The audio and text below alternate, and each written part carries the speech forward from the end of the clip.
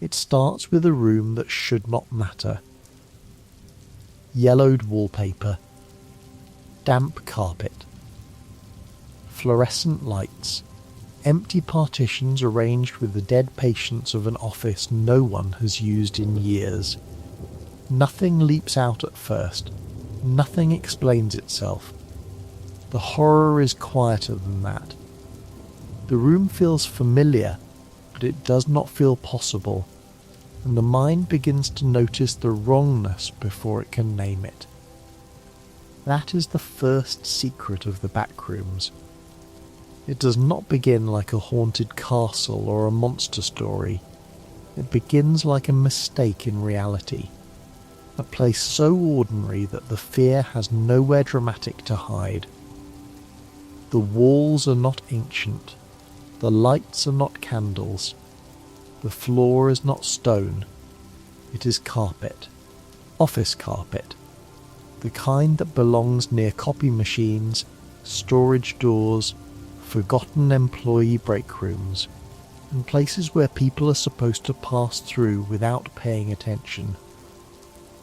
Then comes the terrible thought, what if the world has a backstage? What if the clean, normal rooms of daily life are only the surface, and somewhere behind them is an endless maintenance area of reality itself? Not hell exactly, not another planet, not a dream with symbolic monsters. Something worse in its plainness, a place that looks like humans built it, even though no human should have built it. The earliest form of the Backrooms was very small. It was an image and a paragraph. On May 12, 2019, on 4chan's paranormal board, an anonymous post asked for unsettling images that felt wrong. The picture that followed showed a carpeted yellow room, taken at a slant, filled with empty office-like partitions. Another anonymous reply gave the image a story. If someone slipped out of reality in the wrong place, they might end up there. That reply gave the internet one of its most efficient modern nightmares.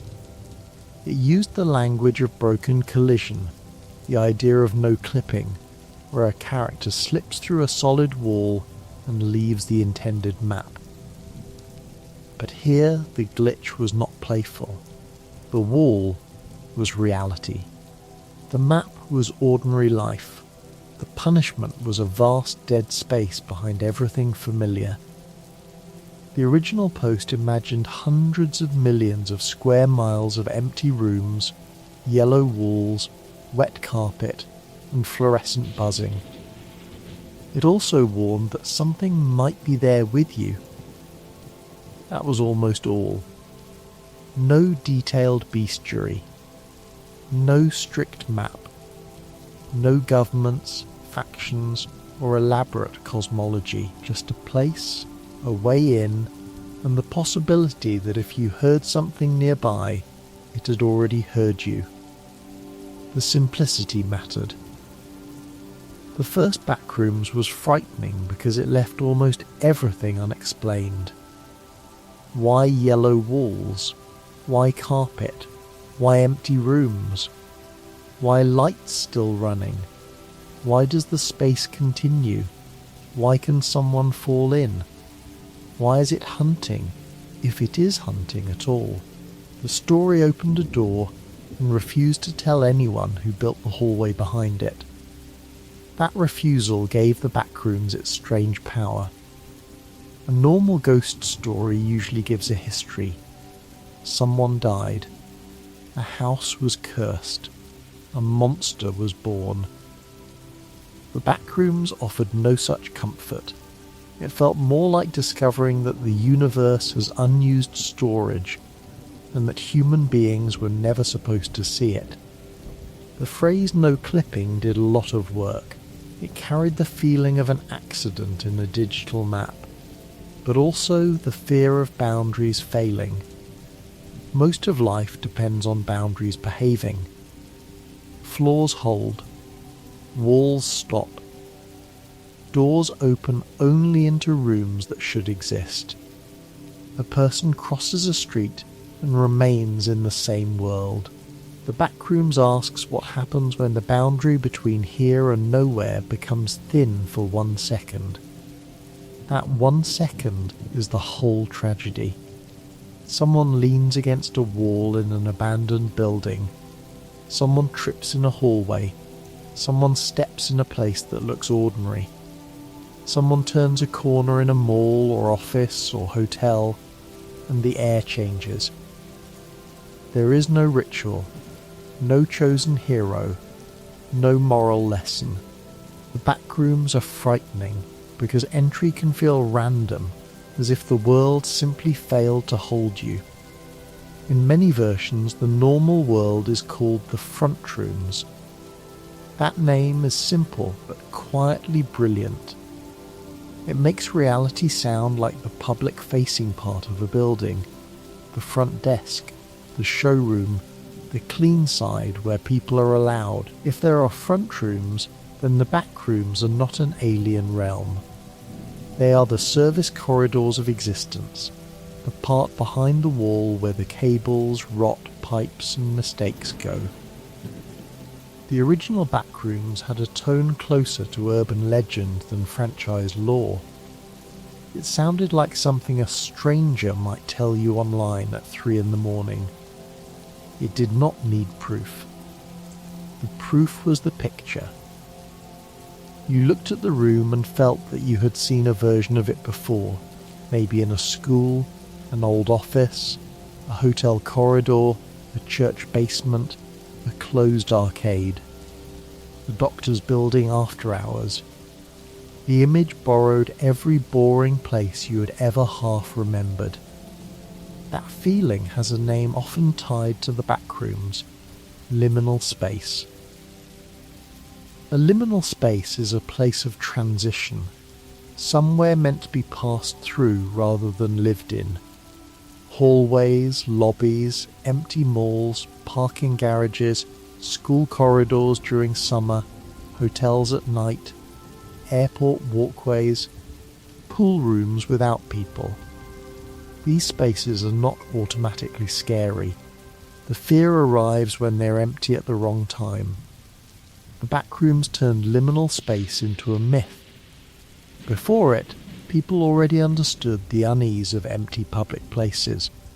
After it, those spaces had a destination.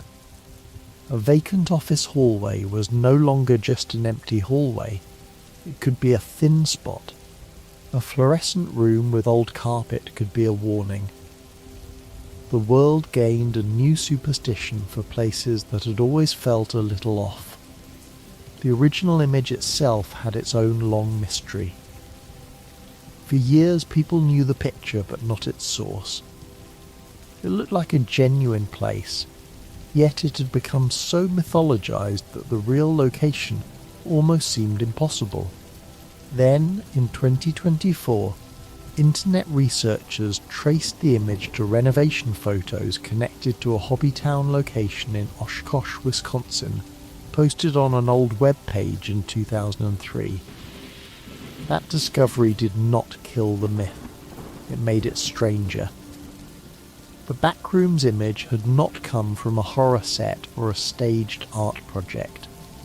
It came from a real building being renovated, a former furniture store space with partitions, water damage, yellowish walls, and fluorescent light. The image became frightening because reality had already made something that looked unreal. The real room is gone now in its original form, transformed with the building's later use. That feels fitting.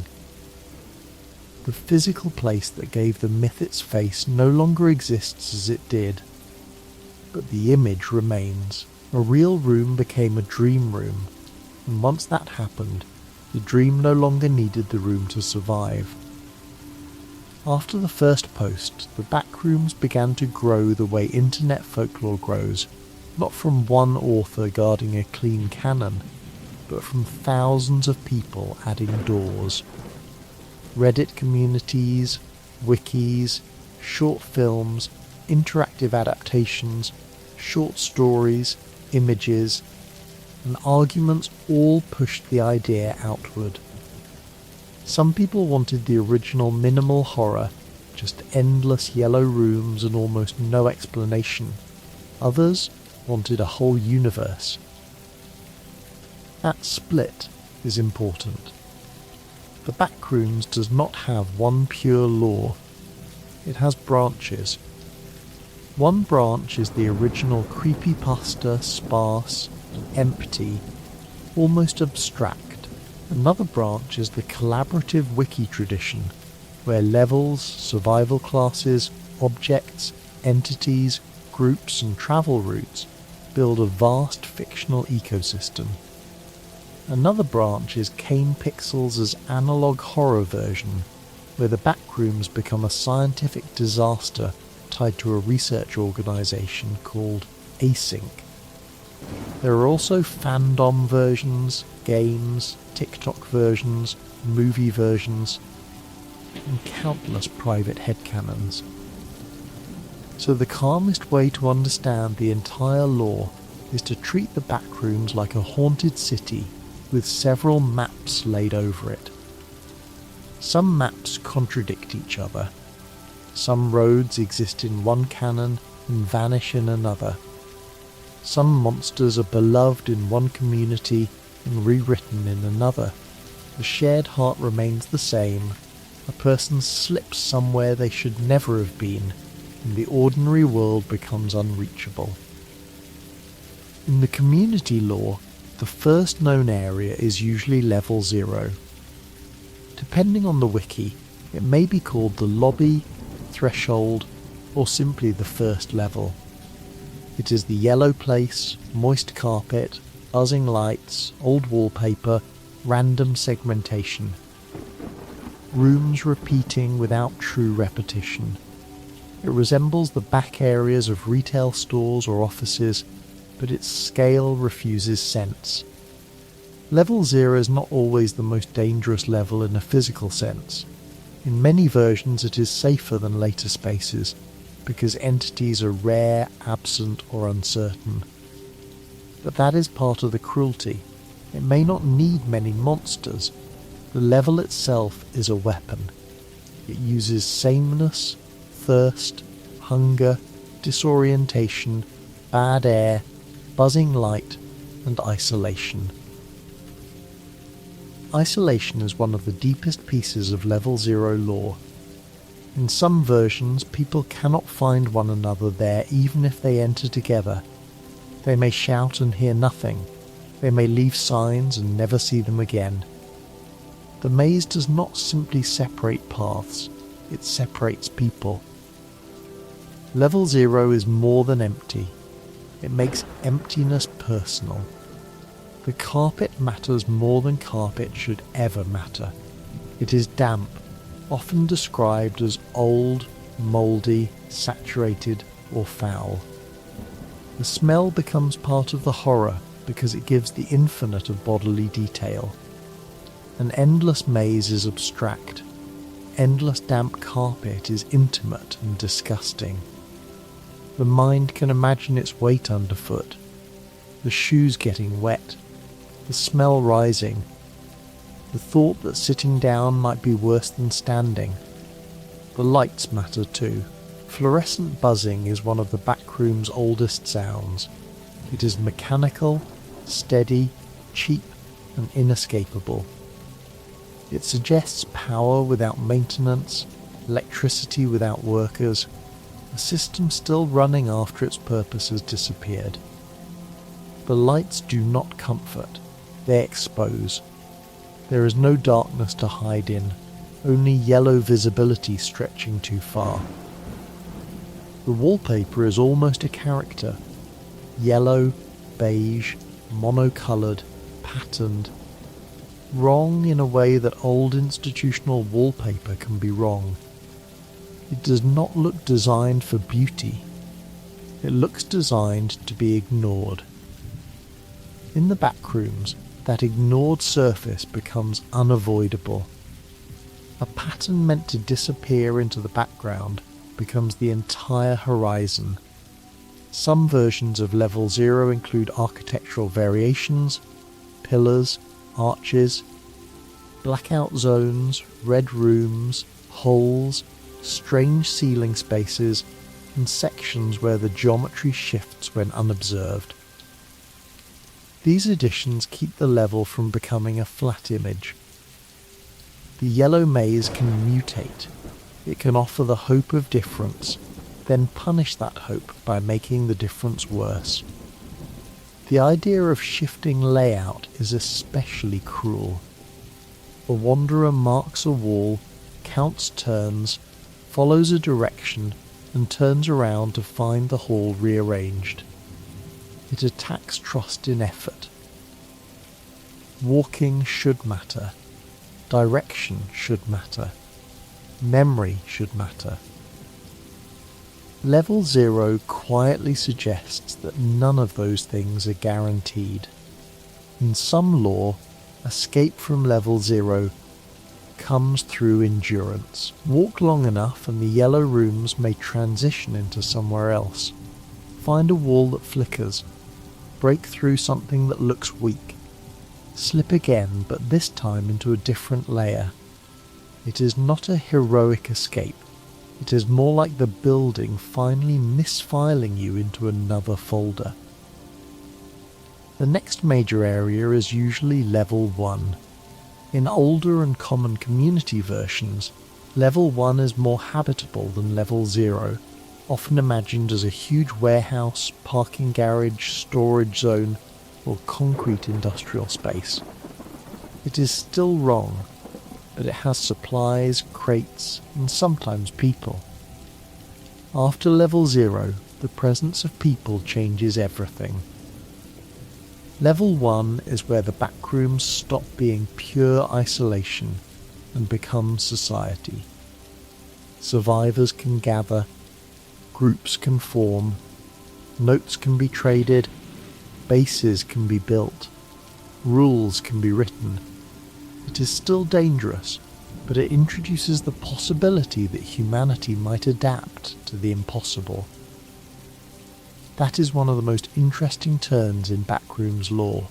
The nightmare becomes a frontier. The Major Explorer Group, usually shortened to MEG, is one of the central organisations in many community versions. It gathers information, maps levels, helps wanderers, documents entities, and tries to keep some kind of order inside a place that resists order. The MEG exists because people trapped in the backrooms would eventually do what people always do. They would make logs, camps, warnings, and systems. The MEG gives the backrooms a survival document style. A level is not merely described as scary. It gets a class. It gets entrances and exits. It gets resources, bases, outposts, hazards, and entity sightings. The tome becomes like an expedition guide written by frightened people trying to sound calm. That contrast is perfect for the backrooms, bureaucracy built inside nightmare. Almond water is one of the most famous objects in community backrooms lore. It is often treated as a useful drink, a survival item, and sometimes a calming or restorative substance.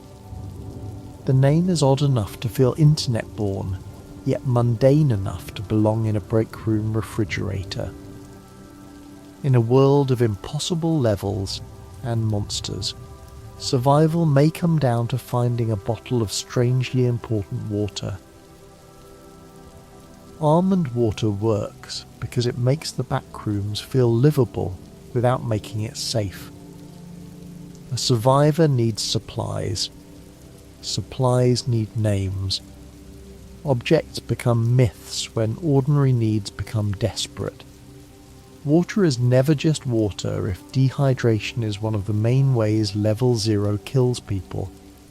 Other objects appear across different versions. Liquid pain, fire salt, royal rations, level keys. memory-altering items, strange medicines, tools, documents, and anomalous foods. Some are helpful, some are traps. The object lore gives the Backrooms a scavenger economy. A bottle, a key, or a snack can become as meaningful as a weapon, because staying alive is mostly about lasting another day. Level 2 usually takes the journey from warehouse-like spaces into utility corridors. Pipes, machinery, narrow halls, orange or industrial light, heat, wiring, and claustrophobia define many versions of it. If level 0 is the office nobody used, and level 1 is the storage area beneath civilization, level 2 is the maintenance gut. The space becomes tighter, louder, and more mechanical. The Backrooms often become more frightening when the rooms seem to have a function. Pure emptiness is scary, but abandoned function is worse in another way. Pipes suggest something is being carried, machines suggest something is being powered, wires suggest a system. Yet the system has no visible operator, no public purpose, no clean explanation. It is infrastructure without civilization. This is why early numbered levels feel like a descent through the hidden architecture of modern life. Level 0 is office, level 1 is warehouse, level 2 is utility, level 3 in many traditions becomes electrical or industrial. Level 4 becomes office-like again, often safer and more settled. The first levels feel as if someone took the unseen parts of buildings and stretched them into worlds. Level 3 is often imagined as dangerous, electrical and maze-like, full of machinery, wires, doors and hostile entities. It feels like the place where the lights of level 0 might be powered from, even if the lore does not always connect them directly. A level like that gives the Backrooms a body. Somewhere the hum has an engine. Level 4 is often one of the safer early levels, described in many versions as an abandoned office space with resources, vending machines or habitable rooms. It is a strange relief because it resembles the original office like dread, but gives it a calmer function. The office returns, but now it can shelter people. The Backrooms is good at making the same aesthetic shift from terror to refuge and back again. Level 5, commonly known in older lore as a hotel-like space, brings another familiar public interior into the myth. Hotels are already liminal by nature. People sleep there without belonging there. Hallways repeat. Carpets muffle sound. Rooms are private, but identical. A hotel inside the Backrooms feels natural, because hotels already feel like places where identity becomes temporary. Level 6 is often known as Lights Out, a place of extreme darkness. After the yellow brightness of level 0, total darkness becomes a different kind of sensory punishment. The Backrooms understands contrast. Too much light can be madness. No light can be worse. In the dark, the mind starts creating shapes because it cannot bear the absence of them. Level 7 is often associated with an endless ocean or flooded interior spaces, depending on the version. Water in the Backrooms changes the fear from getting lost to being swallowed. Rooms are bad enough when they stretch horizontally. Add depth, pressure, and unseen things beneath the surface, and the architecture becomes a drowning machine. Level 8 is often imagined as a cave system. That may seem like a break from artificial interiors, but it fits the deeper pattern. The Backrooms can wear more than human-looking rooms. They can imitate nature too, or reveal spaces where the boundary between built and geological becomes unclear. A cave level says that the maze is older than office carpet, or at least capable of wearing older shapes. Level 9, frequently imagined as a dark suburban neighbourhood, is one of the best examples of Backrooms horror escaping buildings while keeping liminality. A suburb at night can be as uncanny as a hallway. Houses repeat. Streetlights glow. Windows stay dark. Lawns look maintained by nobody. The fear is no longer the office after hours. It is home after everyone has vanished. Level 10 is often a wide field, sometimes wheat or farmland, peaceful at first glance. That kind of level matters because the backrooms cannot stay effective if every space screams danger. A calm field in the wrong universe becomes unsettling through context. If you find wheat under a strange sky after surviving yellow rooms and utility corridors, the quiet does not comfort immediately. It asks what the field is hiding. Level 11 is commonly a city. An infinite or massive urban environment inside the backrooms turns the myth into something almost social again.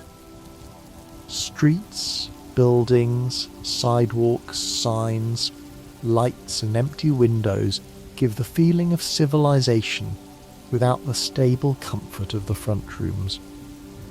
A city without a true outside is still a labyrinth. It is only better decorated. The hub is another important concept in many community versions. It is often treated as a connecting area, a hallway of doors or central passage system linking levels. The idea is practical for lore because an endless universe needs transit. It is also emotionally powerful. If the Backrooms has a hub, then the nightmare has a train station without trains. A crossroads for people who never meant to travel. Some levels became famous because they are strangely beautiful. The pool rooms, often connected with level 37 in many community spaces, are one of the strongest examples. Blue water, white tile, echoes, bright light, and empty indoor pools create a softer horror. The place looks clean and almost peaceful, but no pool should go on forever. The beauty becomes the problem. The pool rooms show that the backrooms reaches beyond ugliness. Liminal horror can be sterile, bright and calm. A pool without swimmers has its own loneliness. Water reflects empty ceilings. Tile repeats. Footsteps echo. The eye expects lifeguards, children, hotel guests, towels, signs of normal use. Their absence becomes a sound. Level fun became one of the most famous older fandom ideas, though its treatment changes depending on community and canon. It is often tied to party imagery, childish celebration, and entities that turn joy into threat. The idea works because party rooms and play areas are supposed to feel safe. In the backrooms, forced cheer becomes another mask for danger. The famous level sometimes called Run for Your Life, or Level. In fandom spaces, it is built around motion instead of wandering. Long hospital-like corridors, alarms and chasing entities make it a sprint through panic. That kind of level is useful to the myth because it breaks the slow dread. After so many rooms where fear creeps, one level says there is no time to think. The end is another famous community level, often resembling a quiet library or computer room, sometimes presented as a false exit. It plays with hope. The name suggests conclusion, but the backrooms rarely gives clean endings. A level called the end that is not truly the end feels perfectly cruel. It knows what a wanderer wants to believe. False exits are central to Backrooms emotion. A door may look like it leads home. A window may show a world outside. A sign may say exit. A level may resemble a normal school, mall, house, street or office. But the Backrooms teaches distrust. Anything that looks familiar may be bait, echo, simulation, or another room wearing the idea of safety. Windows are especially frightening in Backrooms lore because they promise outside. In a normal building, a window proves there is a world beyond the wall. In the Backrooms, a window may be fake, dangerous or worse. It may show light without exit. It may hide an entity. It may remind someone that outside is no longer a reliable concept. Doors are just as unstable. A door is supposed to be simple, closed, open, room beyond. The Backrooms turns doors into probabilities. One door may lead to another level. Another may lead nowhere. Another may lock behind you. Another may show a room that changes when looked at again. The Backrooms is a horror of thresholds, and every threshold becomes suspicious. The survival class system developed by community writers gives levels a quick language of risk. Safe, unsafe, secure, unstable, entity count, environmental hazard. The exact labels vary by wiki, but the instinct is the same. People trapped in impossible spaces would classify them. Classification does not defeat fear, but it makes fear feel documentable. That documentation is one of the most human parts of the lore. The Backrooms might be infinite, hostile and irrational, yet people still make archives. They name levels, they warn strangers, they describe food sources, they mark where entities appear, they argue over accuracy, they build an encyclopedia against the dark. The MEG represents that impulse most clearly. In many versions it becomes the closest thing to a government or rescue organisation, though it is usually limited, imperfect, and constantly overwhelmed. It cannot save everyone, it cannot map everything, but it can leave a note that keeps one wanderer from opening the wrong door.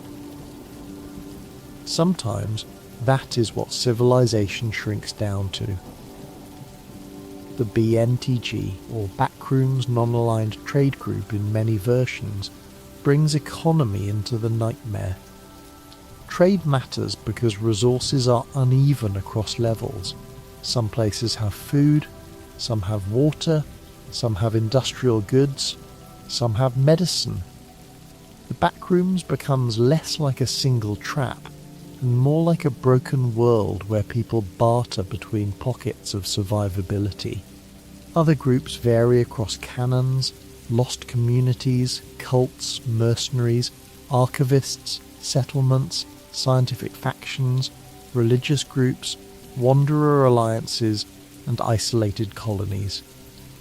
The details change, but the theme remains. Once humans are trapped long enough, they stop being only victims. They become societies. And societies carry politics, hope, cruelty, trade, and memory with them. The word wanderer is common because it fits the emotional condition of the Backrooms. A wanderer is not exactly an explorer, because an explorer chooses the journey. A wanderer is not exactly a prisoner, because the prison has no obvious walls. A wanderer is a person between destinations, walking because stopping is worse. Entities are the other great expansion of Backrooms lore. The original post only implied that something might be nearby. Community lore turned that possibility into whole families of creatures: smilers, hounds, facelings, skin stealers, death moths, clumps, wretches, windows, partygoers or rewritten party entities, and many more. Each entity gives the Backrooms a different kind of danger. Smilers are among the most iconic. In many versions, they are associated with darkness, visible mainly through glowing eyes and a wide smile. That image is simple and effective. A face without a full body, a smile where comfort should be, a thing waiting in unlit space. The Backrooms already makes rooms untrustworthy. Smilers make darkness itself look back. Hounds are often animalistic humanoid predators, moving on all fours or behaving with feral aggression. They bring a physical survival threat to a world otherwise dominated by architecture. A hound changes the question from "where am I?" to "how fast can I move?" In a maze, the presence of a hunter makes every wrong turn louder. Facelings are frightening in a quieter way. They often resemble humans without normal facial features, sometimes harmless, sometimes dangerous depending on type and setting. Their horror comes from near-human absence. A person-shaped figure should have expression, intention, recognition. Remove the face, and the social world breaks. You cannot read what it wants. Skin stealers are another strong entity idea, because they attack identity. In many versions they imitate humans or wear human skin, creating paranoia in survivor communities. That fits the Backrooms perfectly. In a place where architecture lies, people may lie too. The safest thing in a nightmare should be another person, and skin stealers poison that comfort. Death moths turn ordinary insect fear into something larger. Moths are drawn to light, and the Backrooms is full of unnatural light. A creature like that belongs in fluorescent spaces. The name feels blunt, but the image works. Fragile wings, powder, buzzing, swarms, and the sense that even the insects have become wrong here. Clumps are often imagined as masses of limbs or twisted bodies, dangerous in tight spaces. They bring body horror into a setting that often begins as environmental horror. The Backrooms can scare through rooms alone, but entities like clumps remind the wanderer that living forms inside such a place may not obey normal anatomy. Wretches, in many versions, are linked to what happens when humans are changed by the Backrooms. That idea may be the most tragic entity category, the monster as former survivor. It suggests that the place does more than kill people. It can wear them down, alter them, and turn their suffering into another hazard for the next lost person. Party-themed entities became famous because they combined childish language with threat. Older fandom versions used partygoers as brightly smiling, celebratory predators, often with forced cheer and party symbols. Some communities later rewrote, removed, or transformed them. That evolution itself is part of Backrooms lore. Internet folklore is alive enough to revise its monsters. Entity lore can become excessive if treated like a monster manual, but its emotional purpose is clear. Every entity externalizes a fear already present in the space. Smilers are fear of darkness. Facelings are fear of empty social contact. Skin stealers are fear of false trust. Hounds are fear of being chased. Wretches a fear of becoming part of the place, the Backrooms also has environmental phenomena which may be even more important than monsters. No clipping, spatial shifting, memory distortion, hallucinations, time irregularities, false exits, impossible doors, strange gravity, rooms larger inside than outside, silence that feels inhabited. The place does not need a creature when the rules themselves are unstable. Time in the Backrooms is often uncertain. A wanderer may lose track of hours or days. Clocks may fail. Some levels may feel frozen. Others may repeat. The emotional effect is simple. Without normal time, the self begins to loosen. Hunger and thirst still count time in the body, but the world refuses to show its clock. Memory is fragile there too. Many stories describe disorientation, forgetting routes, losing track of origin, or doubting whether certain rooms were seen before. The Backrooms attacks memory through sameness. If every hallway is almost the same, memory cannot anchor itself. A person may be awake and still feel like a dream is overwriting them. Maps become both useful and heartbreaking. A map says the world can be known. The Backrooms often says otherwise. A corridor shifts, a door disappears, a level has too many versions, a landmark moves. Yet people keep mapping. That stubbornness is one of the softest parts of the myth. Even in impossible space, someone draws a line and hopes it helps. Notes on walls carry the same feeling.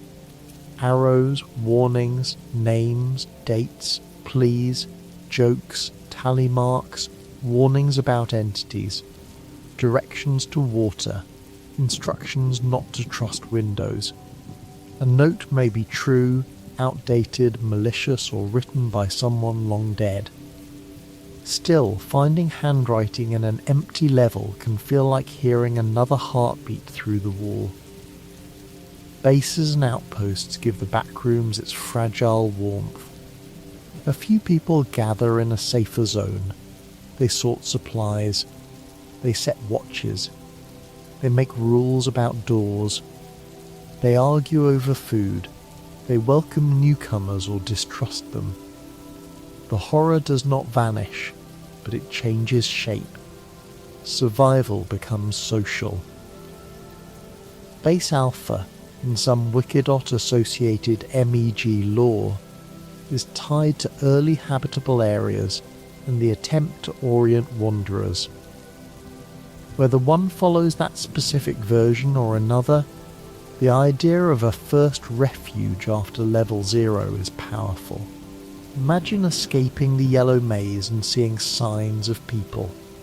A crate, a guard, a bottle of almond water. A voice that says, "You are not the only one." That moment would be both comforting and devastating. Comforting because another human exists. Devastating because their existence means the nightmare is not a brief mistake. It is a place with residents. If people have built outposts, then people have been trapped long enough to need them. The Backrooms turn survival into a new kind of normal. People learn which levels are livable.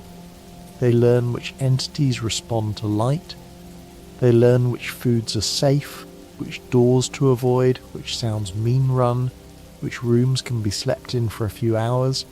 The impossible becomes routine, and routine becomes sad. The sadness is important. The Backrooms is often described as horror, but it is also homesickness as architecture. Every room resembles something from human life, yet none of it belongs to anyone. Offices with no workers, hotels with no guests, schools with no children, streets with no neighbours. pools with no swimmers, malls with no shoppers. The world is full of places made for people after the people are gone. That is why the Backrooms connect so deeply with Canopsia, the eerie atmosphere of a place usually full of people but now abandoned. The Backrooms is Canopsia made infinite. It is not a ruined castle where history obviously ended. It is a break room where lunch should have happened. A hallway where someone should have walked by. A mall where music should have played too softly from hidden speakers. Malls became especially important in liminal horror because they already feel like artificial worlds. Escalators, food courts, tiled floors, fake plants, skylights, empty storefronts, employee-only doors. When a mall is crowded, it feels commercial and noisy. When it is empty, it feels like a stage after the actors left. The Backrooms expands that stage until no exit sign can be trusted. Schools work the same way. A school corridor at noon is ordinary. A school corridor during summer, with lights off and lockers silent, can feel impossible. The Backrooms borrows that emotional switch. It asks what happens when a transitional space loses the transition it was built for. Hotels carry another kind of unease. Rooms repeat. Hallways bend. Carpets are patterned to hide where people sleep beside strangers separated by thin walls. A hotel is temporary by design.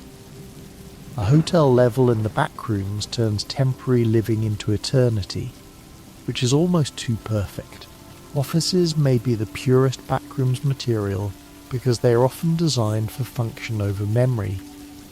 Cubicles, drop ceilings, fluorescent fixtures, beige carpet, break rooms, storage closets, conference rooms.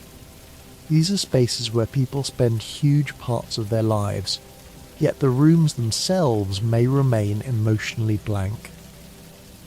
The Backrooms takes that blankness and lets it become hostile.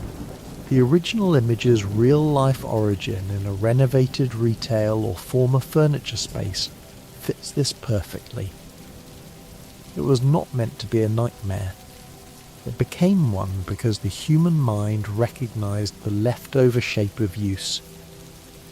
Partitions without purpose, carpet without furniture, light without activity. The room looked like a place between identities. This is why the Backrooms feels modern. Older folklore often feared forests, caves, graves, oceans and old houses. The Backrooms fears office infrastructure, retail leftovers, maintenance halls and unpeopled commercial space. It is the haunted house of late capitalism, but without needing to say that directly. The wallpaper says enough. Then Cain Pixels changed the myth again. In January 2022, Cain Parsons, known online as Cain Pixels, released The Backrooms. A short found footage film made with digital effects and a recovered tape style. It follows a young filmmaker who falls into the yellow maze during a shoot and documents the impossible space with a handheld camera. The piece worked because it returned to the original fear while adding motion. The camera falls, the crew disappears. The room is huge and empty. The lens shakes, the walls repeat. For a moment it feels like the old image has become alive without becoming over-explained. Then something is heard. The space is no longer only empty. Cain's version is not the same as Wikidot or fandom lore. It has its own branch. Instead of a sprawling survival encyclopedia with hundreds of levels, it focuses on a research organisation called Async, a a scientific project, portals, tests, lost people, VHS footage, corporate silence, and the idea of the Backrooms as a discovered complex rather than a folk afterlife. In the Cain Pixels branch, the Backrooms are often called the complex. That name changes the mood. Backrooms sounds like internet folklore. The complex sounds like something a government contractor might write in a file. The horror shifts from anonymous myth to institutional disaster. Someone found a door into impossible space and decided to study it. Async Research Institute becomes the central human force in that version. The organisation opens or accesses the complex, studies it, sends people inside, documents events, and tries to manage what cannot be managed. The story gains analogue horror texture through instructional footage, test tapes, missing persons implications, maps, reports, and the dead calm of corporate presentation. That calm is what makes Cain's lore frightening. The scientists and administrators do not always act like people facing a miracle or a nightmare. They act like people managing a project. They label, observe, test, brief, and proceed. The impossible becomes another workplace problem. In a way that is more disturbing than panic. The async branch often suggests that the Backrooms are not simply stumbled upon, but opened through human ambition. The threshold is more than a random glitch. It is a wound made by experimentation. That changes the moral centre. In the original creepypasta, reality fails. In Cain's version, people may have helped it fail. The portal imagery in Cain Pixels' work gives the Backrooms a laboratory birth. Machines, chambers, alarms, observation windows, and researchers transform no clipping from accident into procedure. But the moment the door opens, procedure begins losing.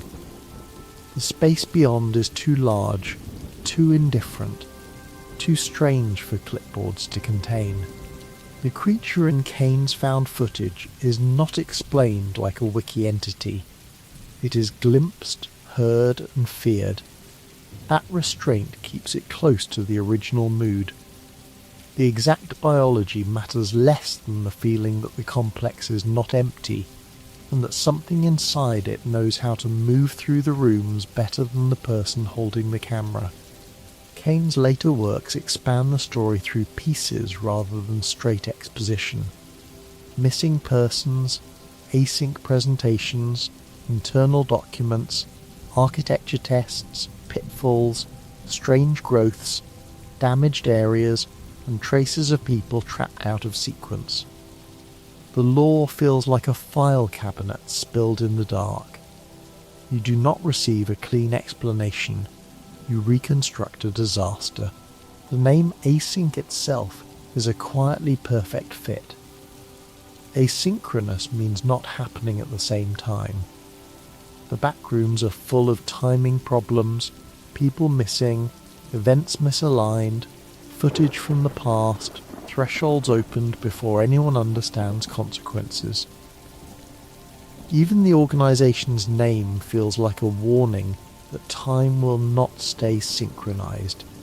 One of Cain's strongest ideas is that the complex can intersect with real places and real lives.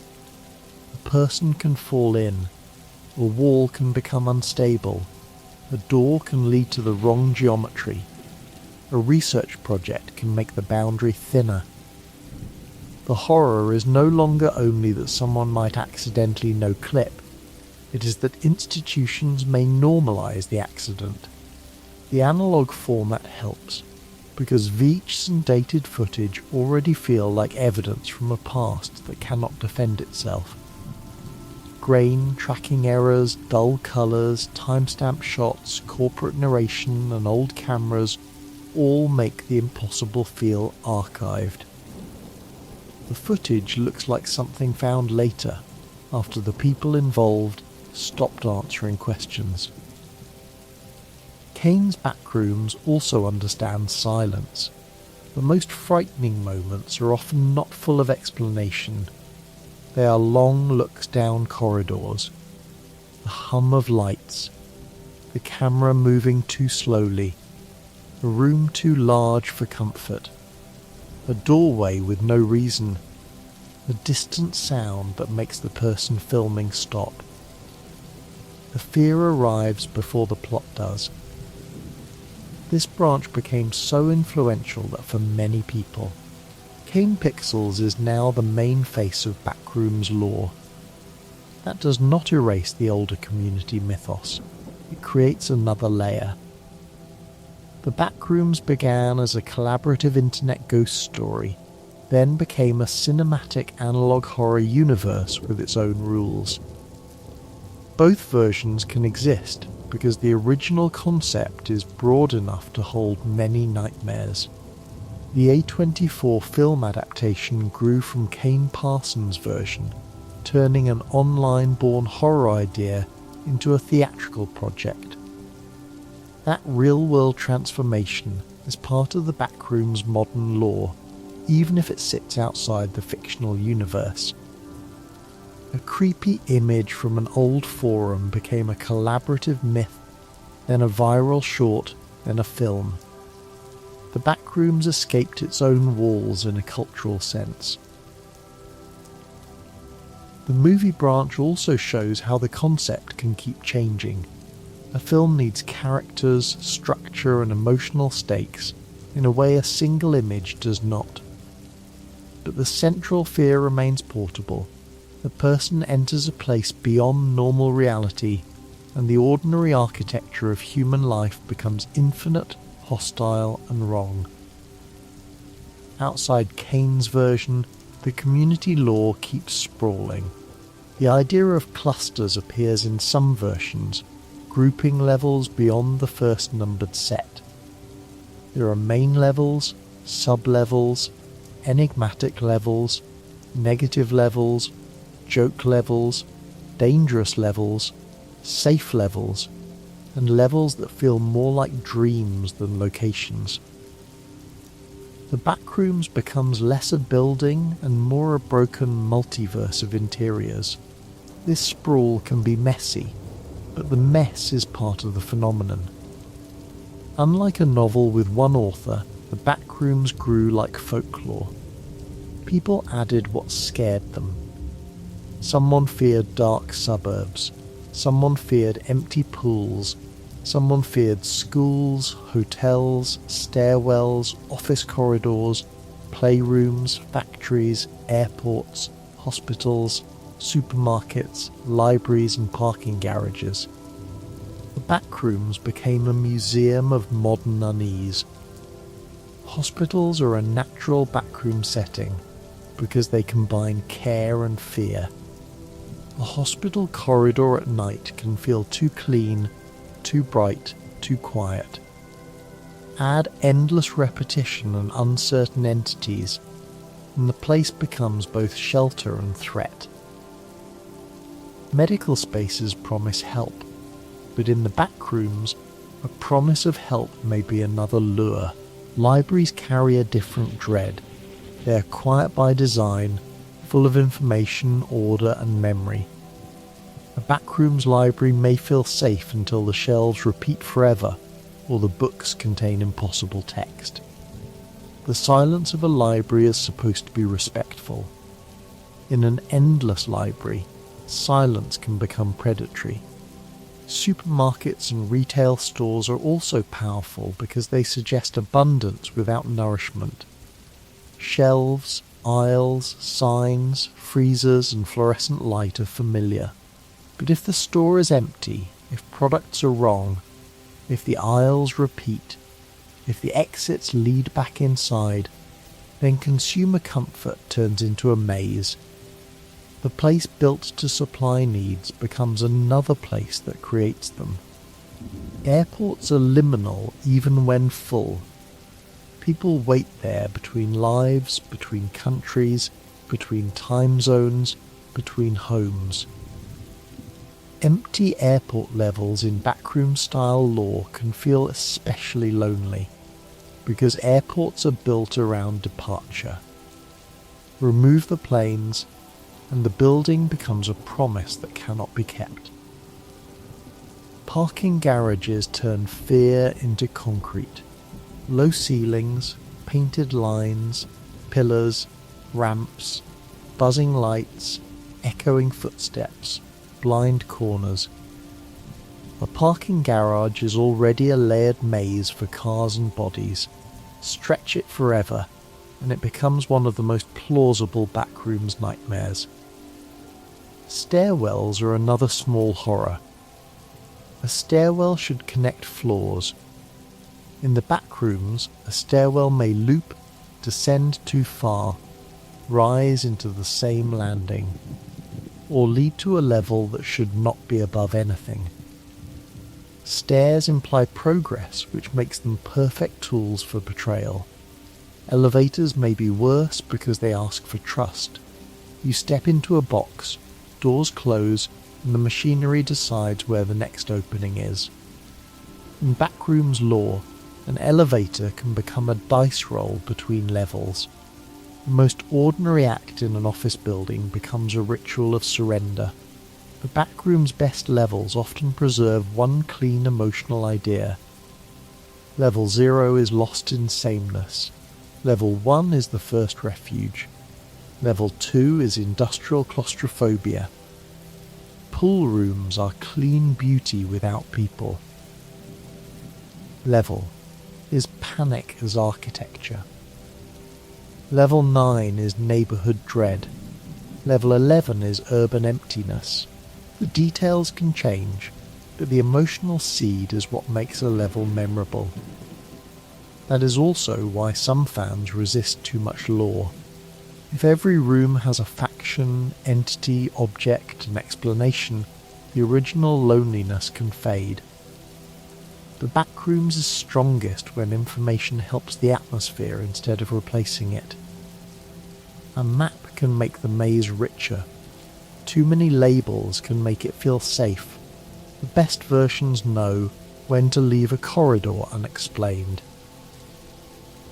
Still, the encyclopedia style has its own charm. Reading a level entry can feel like listening to survivors whispering advice across realities. Do not approach the windows. Carry almond water. Avoid smiling faces in the dark. Follow the pipes until the walls change. Do not trust party music. If the lights go out, keep one hand on the wall. These instructions are small candles in a huge wrong place. The backroom's lore is often written as if survival knowledge has been assembled from loss. Every warning implies someone learned the danger first. Every documented entity implies a sighting, attack, or disappearance. Every exit route implies a desperate crossing. The archive is haunted by the people who made it necessary. This gives even dry entries a sad undertone. A page says a level is safe, but safe compared to what? A page says entities are low, but low enough for whom? A page says water is available, but how many people died before that source was found? In the backrooms, practical information is grief with formatting. The front rooms remain emotionally important because they are what everyone has lost. The normal world is not described as paradise. It is simply the place with sky, family, weather, clocks, food that makes sense, doors that open into expected rooms, and floors that do not swallow people. The backrooms makes ordinary reality precious by removing its reliability. Some lore treats entry as a rare accident. Some suggests mass disappearances. Some connects historical mysteries to the backrooms. Some keeps it personal and random. The broad idea is always the same: people vanish from the world, and the world has no category for where they went. That missing person quality is central to Cain Pixels 2. In his branch, the backrooms are tied to disappearances, found footage, recovered evidence, and institutional secrecy. The horror goes beyond being inside. It is being outside and realizing someone may have fallen somewhere authorities cannot publicly describe. The threshold between worlds is therefore the most important monster. A wall, floor, door, camera glitch, machine portal or wrong step can become the mouth of the backrooms. The place does not have to chase everyone. It only has to be possible. Once the idea exists, every bland hallway looks slightly less stable. There is also a dream logic to no-clipping. Many people have had dreams where a familiar house contains impossible rooms, where a school opens into a mall, where a basement goes too deep, where a door leads somewhere that should not fit. The Backrooms feels like that dream made architectural and stripped of personal symbolism. It is not your childhood home expanding. It is the generic world expanding without you. That generic quality is key. The Backrooms are not frightening because they are unique. They are frightening because they are almost interchangeable. The space looks like 1,000 half-remembered places. Nobody owns it. Nobody decorated it with love. Nobody left family photos. It is human-made space without human attachment. The more human attachment appears, the more complicated the lore becomes. Bases, settlements, signs, trade groups and stories introduce warmth, but they also introduce the tragedy of adaptation. If people can live in the backrooms, then the backrooms can become home for people who never wanted it. That might be the saddest idea in the whole myth. Imagine a child growing up in a safer level, learning that the front rooms are a story told by adults. Imagine someone forgetting the exact sound of outdoor rain. Imagine holidays reconstructed with scavenged decorations under fluorescent lights. The community lore opens those possibilities even when it does not linger on them. Survival becomes inheritance. The backrooms can therefore be read as a fear of being separated from context.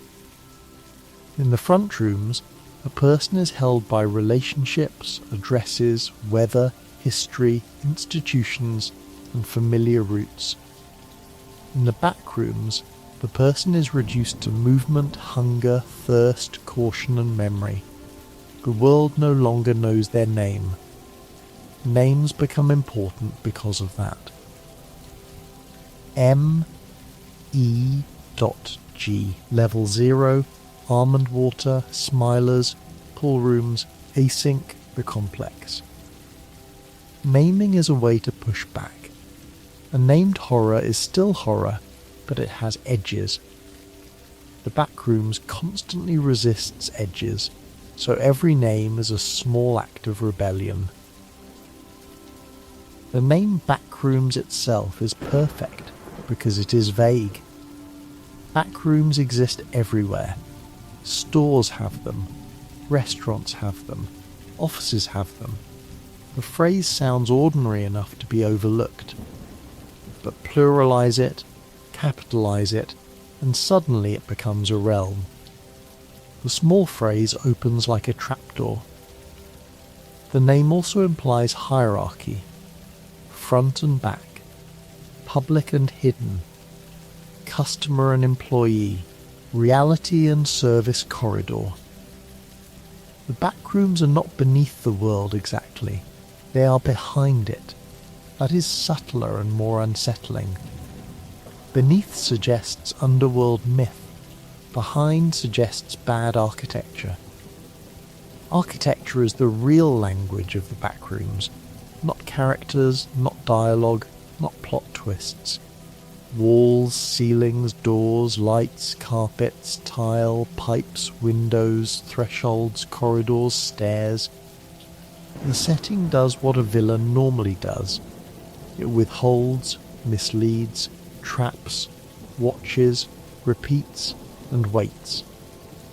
This is why Backrooms horror is often quiet enough for a sleep-focused telling, even though it is frightening. The terror is atmospheric rather than constantly violent. It is the slow unease of noticing that a hallway has gone on too long. The strange comfort of a room that looks safe until you realise it has no exit. The lull of buzzing lights. The mind drifting through repeated walls. But the backroom should not become too peaceful. Its calm is dangerous calm. A pool room can be beautiful, but the water is too still. A field can be wide, but there may be no sun you understand. A city can have streets, but no true horizon. The Backrooms is full of false rest, which makes genuine rest feel almost sacred when it appears. Some levels are safe enough to become refuges, and those are important. A safe level gives contrast. Without contrast, danger becomes flat. A quiet office space, a habitable zone, a friendly settlement, a market, a farm-like level, a city with communities, a pool room with no immediate threat. These places let the nightmare breathe. The lore often balances three kinds of fear: being lost, being hunted, and being changed. Level 0 is mostly being lost. Entity-heavy levels add being hunted.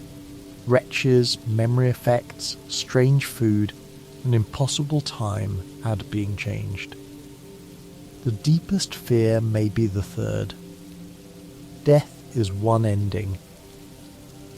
Becoming something that belongs there is worse in a quieter way. That fear appears in many internet horror traditions. A person enters a strange place, stays too long, adapts too much, and cannot fully return. The Backrooms makes it architectural.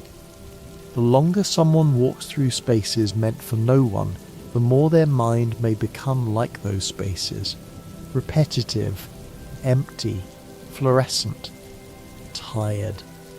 Madness in Backrooms lore should be handled carefully, because it can become a cheap word. The stronger idea is environmental erosion. Anyone would struggle in an endless maze without sleep, food, sunlight, company, or trustworthy direction. The Backrooms does not need supernatural insanity to break people. It creates conditions where ordinary minds suffer. Hallucinations in Level 0 lore make sense in that grounded way. Buzzing lights, dehydration, isolation, monotony, mould, fear and exhaustion can make voices appear. The terrifying question is whether a voice is a hallucination, a person, an entity, or the level itself. The answer may not arrive in time. That ambiguity is one of the Backroom's best tools. If a shadow moves, was it real? If music plays, is it a lure? If a sign says exit, who wrote it? If a person waves from the end of a hall, are they human? The Backrooms makes perception unreliable without needing constant jump scares. Cain Pixels' found footage style amplifies that ambiguity because cameras feel like proof until they fail. The lens catches the corridor, but not enough. The microphone catches a sound, but not the source. The image glitches. The camera falls. Evidence becomes incomplete. The eye catches more than the character sometimes, but never enough to be safe. The community wiki style does the opposite in form, but reaches a similar unease. It gives too much information, but the information implies endless unknowns. Hundreds of levels are documented, yet the Backrooms remains unmapped. The archive grows, and the darkness grows with it. Every answer creates a hallway to another question. The Backrooms can survive contradictions because folklore has always moved that way. One version says level 0 has no entities. Another implies unknown shapes. One version has a manila room. Another has threshold variations. One version has async opening the complex. Another has random no clipping. Contradiction does not ruin folklore. It proves the story is being retold. Folklore has always worked that way.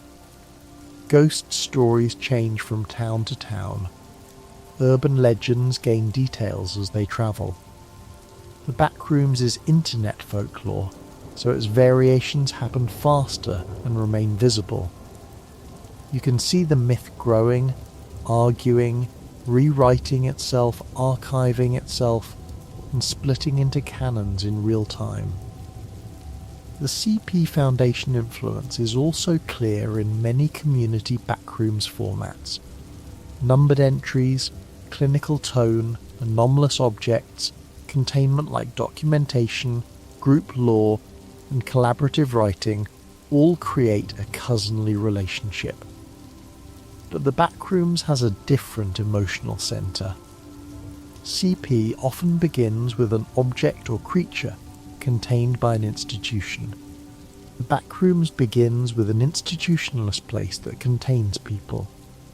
Control, House of Leaves, liminal photography, analog horror, creepypasta, old collision glitches, abandoned mall nostalgia, and internet image boards all sit near the Backrooms' cultural roots. But none of those fully explain it. The Backrooms hit because it found a simple doorway between them. What if empty modern space was not empty, but misplaced? There is also childhood fear inside it.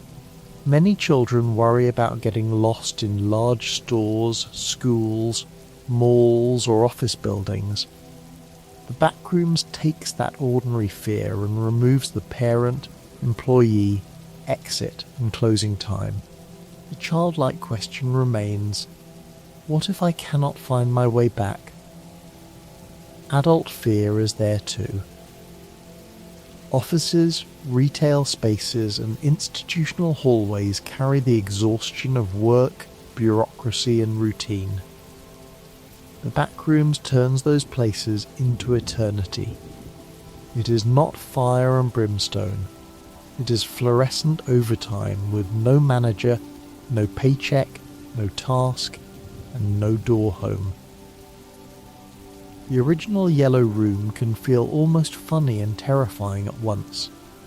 It is too boring to be a nightmare, and that is why it becomes one. The mind expects horror to announce itself. The Backrooms arrives dressed as bad interior design. The real-world photo discovery adds another layer of melancholy because the room was part of renovation. Renovation means transition. A space between uses, furniture store becoming hobby store, water damage being cleared, walls and partitions exposed. The room was literally liminal in real life before it became liminal in fiction. That fact feels almost too perfect. The Backrooms image was not merely a picture of an empty room.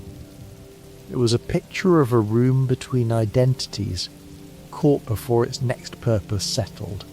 The internet saw that unfinished state, and imagined that it had no next purpose at all, only endless continuation. Hobbytown's connection to hobbies and remote control racing adds an odd softness to the origin. A myth of infinite office horror came from a place connected to play, models and small vehicles. That contrast is very Backrooms. The real world behind the nightmare is ordinary, local, specific, and almost sweet, but the myth needed the image to be unmoored. Once the source was unknown, the room could be anywhere. It belonged to everyone, because it belonged nowhere. After the origin was found, the story changed from "where is this?" to "how did such an ordinary place become so powerful?" That second question may be even more interesting. The answer might be that the image lacks a human anchor. No people, no windows, no obvious entrance, no furniture, no purpose. The room gives the eye enough familiarity to enter and enough absence to panic. It is a blank memory.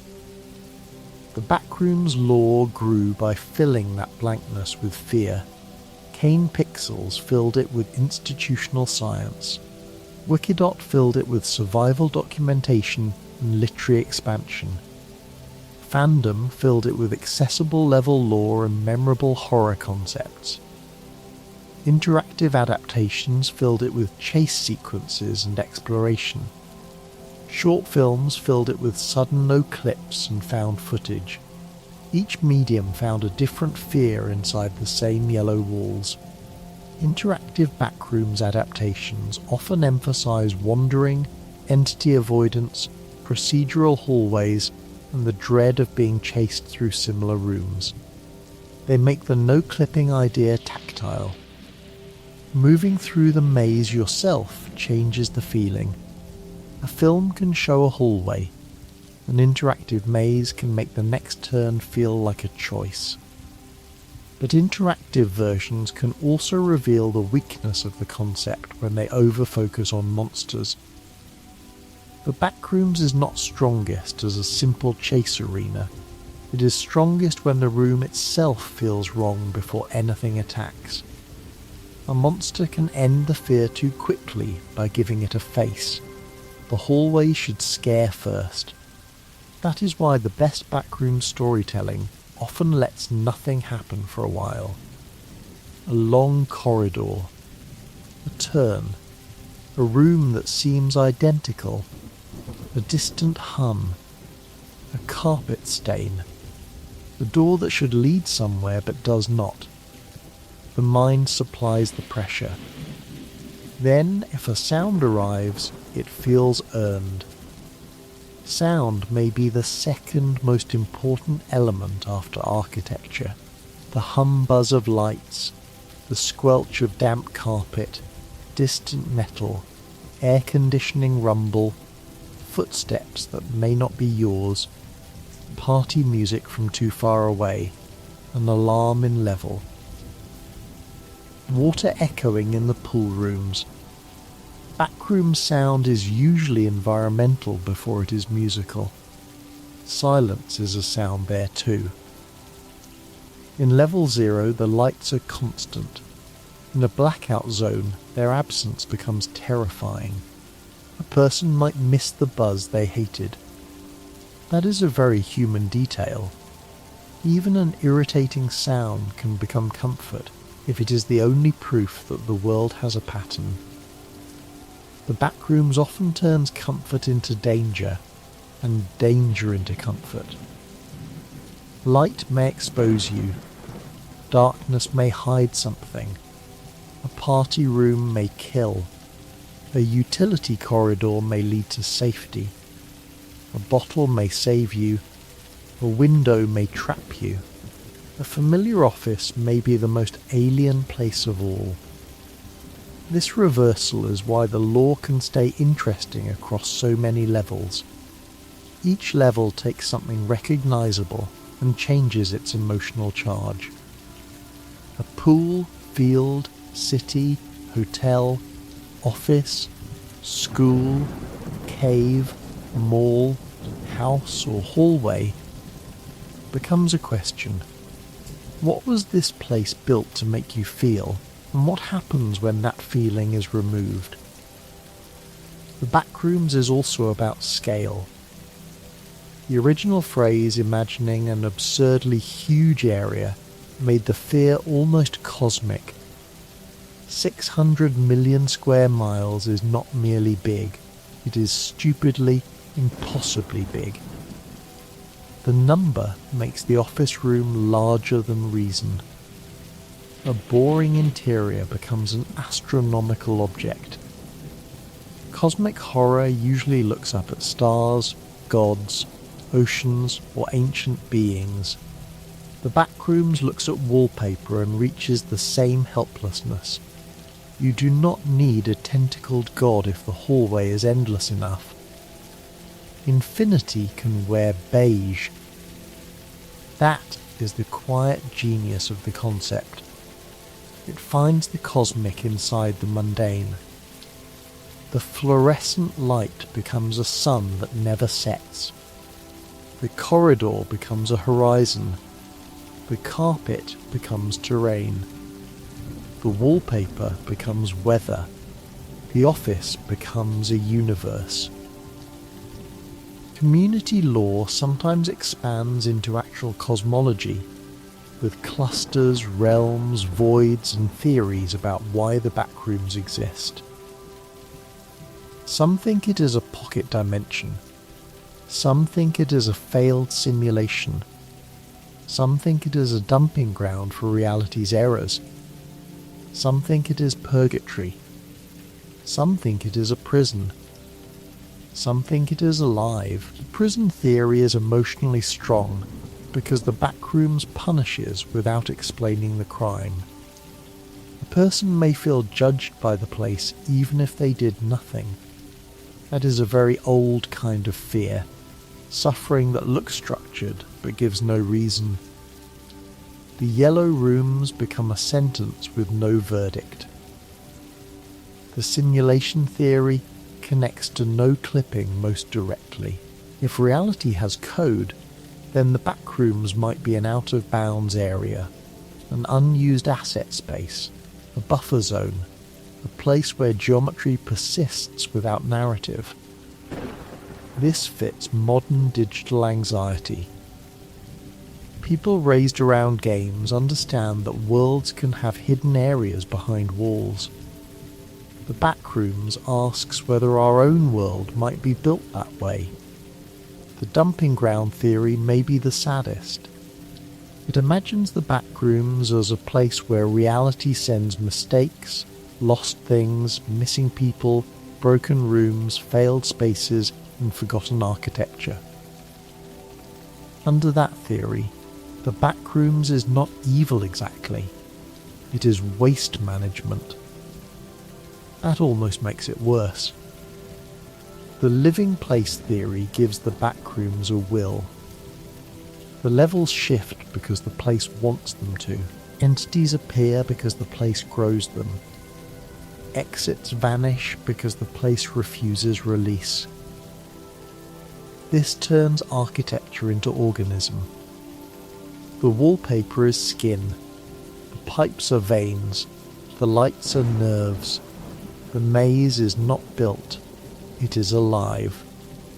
Cain Pixels' complex sometimes feels close to that living architecture idea, without stating it too plainly.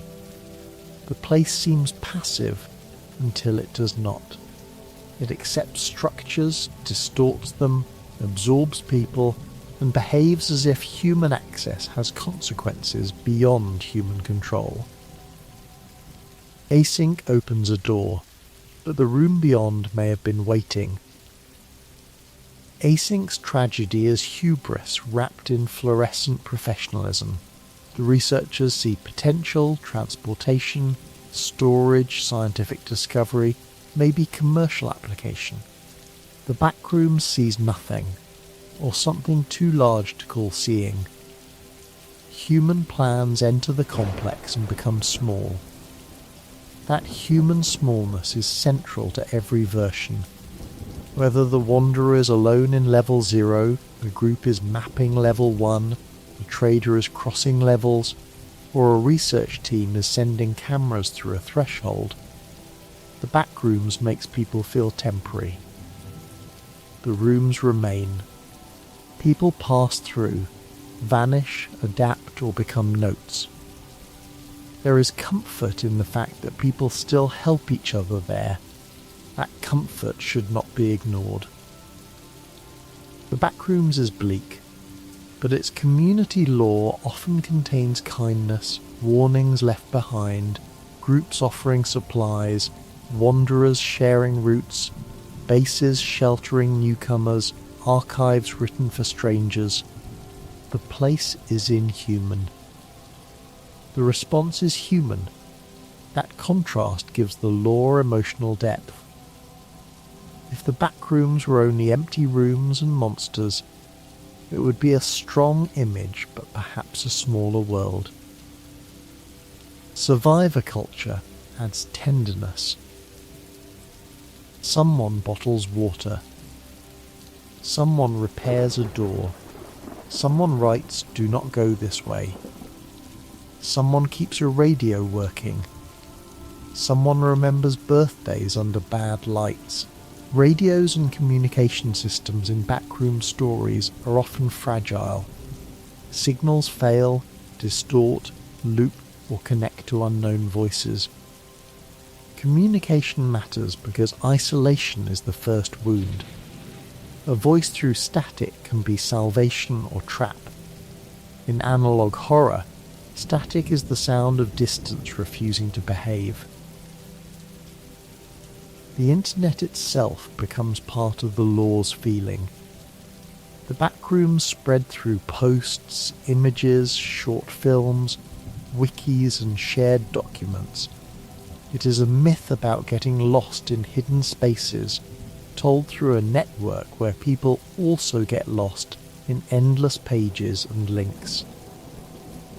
The form matches the content more than it first seems. Following Backrooms lore online can feel like wandering levels. One page leads to another. One canon leads to another. A level has exits into 10 more levels. An entity has revisions. A found footage piece hides details. A comment explains a theory. A theory leads to a timeline. The research experience becomes its own safe version of the maze. That may be why people enjoy it even while it scares them. The Backrooms gives a controlled way to feel lost. The page can be closed, the frame can be paused, the maze can be left behind. The fictional wanderer cannot. That distance allows the atmosphere to become strangely soothing, like listening to rain on a window while imagining someone else in the storm. For a calm telling, the Backrooms works best when treated like a night walk through impossible architecture. Not every entity needs to jump. Not every level needs to scream. The slow dread is enough. A yellow hallway, a warehouse light, a pipe corridor, a dark suburb, a blue pool, a false library, a city with no true morning. The lore's entire shape is therefore not a straight timeline. It is a widening. First one image, then one paragraph, then levels, then entities, then survivor groups, then objects, then different canons, then analog horror, then a real-world image origin, then adaptations. The Backrooms grows by adding rooms to the original room. The original room remains important because every later edition is measured against it. Does this new level feel like a backroom space? Does this entity belong in the mood? Does this explanation preserve the dread or flatten it? The yellow room is the tuning fork. Even when the lore wanders far away, the hum of level 0 is still underneath. Some fans prefer the Backrooms with no levels beyond the first. That preference makes sense. Minimalism keeps the horror pure. If the Backrooms is only endless yellow rooms, then there is no adventure, no society, no safe zone, no encyclopedia comfort. There is only the mistake and whatever may be near. That version is brutal in its simplicity. Other fans prefer the huge mythos because it turns the mistake into a world. That preference also makes sense. The human mind wants to explore what frightens it. If one impossible room exists, what lies beyond it? If there is one level, why not many? If people fall in, what do they build? If something lives there, what else lives there? The Backrooms can hold both because the concept is not a locked box, it is a doorway. Some people stop at the threshold and stare into yellow, others walk for miles and build maps. Both reactions are true to the fear. One honours the unknown, the other honours the urge to survive it. In that sense, the Backrooms is about curiosity as much as fear. The same thing that dooms people may also drive them. What is around the next corner? Is there an exit? Does that sound human? Does this door lead home? Curiosity keeps the feet moving. In the Backrooms, movement is hope and risk at once. The community's most memorable levels often begin with a simple what if. What if the Backrooms had an endless pool? What if it had a city? What if it had a hotel? What if it had a party room? What if it had a level where you had to run? What if it had a library pretending to be the end? The simplicity of those questions is why the myth keeps expanding. The best entities begin with the same clarity. What if the darkness smiled? What if a person had no face? What if a human-looking thing stole skin? What if survivors transformed? What if a party host wanted guests forever? What if a dog-like thing hunted through office corridors? A good Backrooms monster is usually an architectural fear with teeth. The objects are simpler still. What if water had a law name? What if pain could be bottled? What if a key could open a level? What if food from one place was safe and food from another was poison? Objects ground the infinite in the hand. A wanderer cannot carry a map of everything, but they can carry a bottle. That hand-scale detail is needed because the Backrooms is too large to feel all at once. The mind cannot hold infinity. It can hold a flashlight, a note, a backpack, a bottle, a key, a radio, a page torn from a guide. Survival lore shrinks the cosmic into the practical. The flashlight is almost sacred in Backrooms imagery. Light does not guarantee safety, but it gives shape. A flashlight beam moving over yellow walls or blue tile creates a small circle of certainty. The darkness beyond it remains huge. That is exactly what Backrooms knowledge does too. It lights a little area and leaves the rest unknown. The camera has a similar role in Cain Pixels' branch. It frames, shakes, falls, and survives sometimes when people do not. A camera is a witness, but a limited one. It can show the corridor, not the whole truth. It can preserve fear, not solve it. Found footage depends on the idea that someone later found the tape. That later is haunting. If the footage exists, what happened to the person who made it? Who recovered the tape? Why is it being shown? Who edited it? Who wants the evidence hidden or released? The Backrooms becomes bigger through the unseen hands around the footage. Async documents and presentations add another unseen layer. Corporate or research language can make terrible things sound manageable. Incident, test, threshold, complex, damage control. Words like that are frightening because they soften disaster. The Backrooms does not become safer when it enters a report. It becomes easier to ignore. That may be one of Cain's sharpest contributions, the horror of institutions trying to domesticate the impossible. A person lost in level 0 is tragic. A corporation opening level 0 on purpose is a different kind of dread. It suggests that the door might not close because someone wants it open. In Cain's timeline, the late 1980s setting matters because it makes the discovery feel like a buried government-adjacent secret from a world just before the internet could easily expose it. The machinery feels heavy, the cameras feel limited, the tapes feel physical.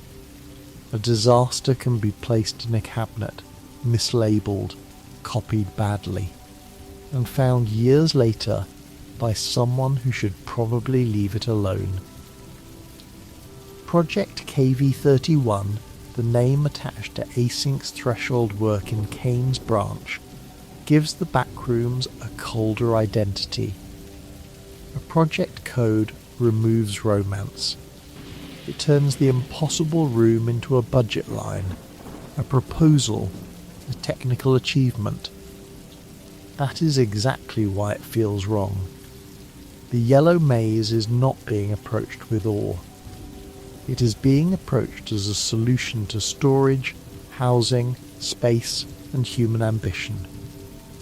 The magnetic distortion language in that branch is effective because it almost sounds plausible while never becoming fully explainable. It is enough science to make a door. It is not enough science to make the door safe. The machine can open a threshold, but it cannot promise that the place beyond the threshold understands doors the same way humans do. First Contact in Cain's web series gives the discovery a ceremonial feeling. Researchers gather. Equipment hums.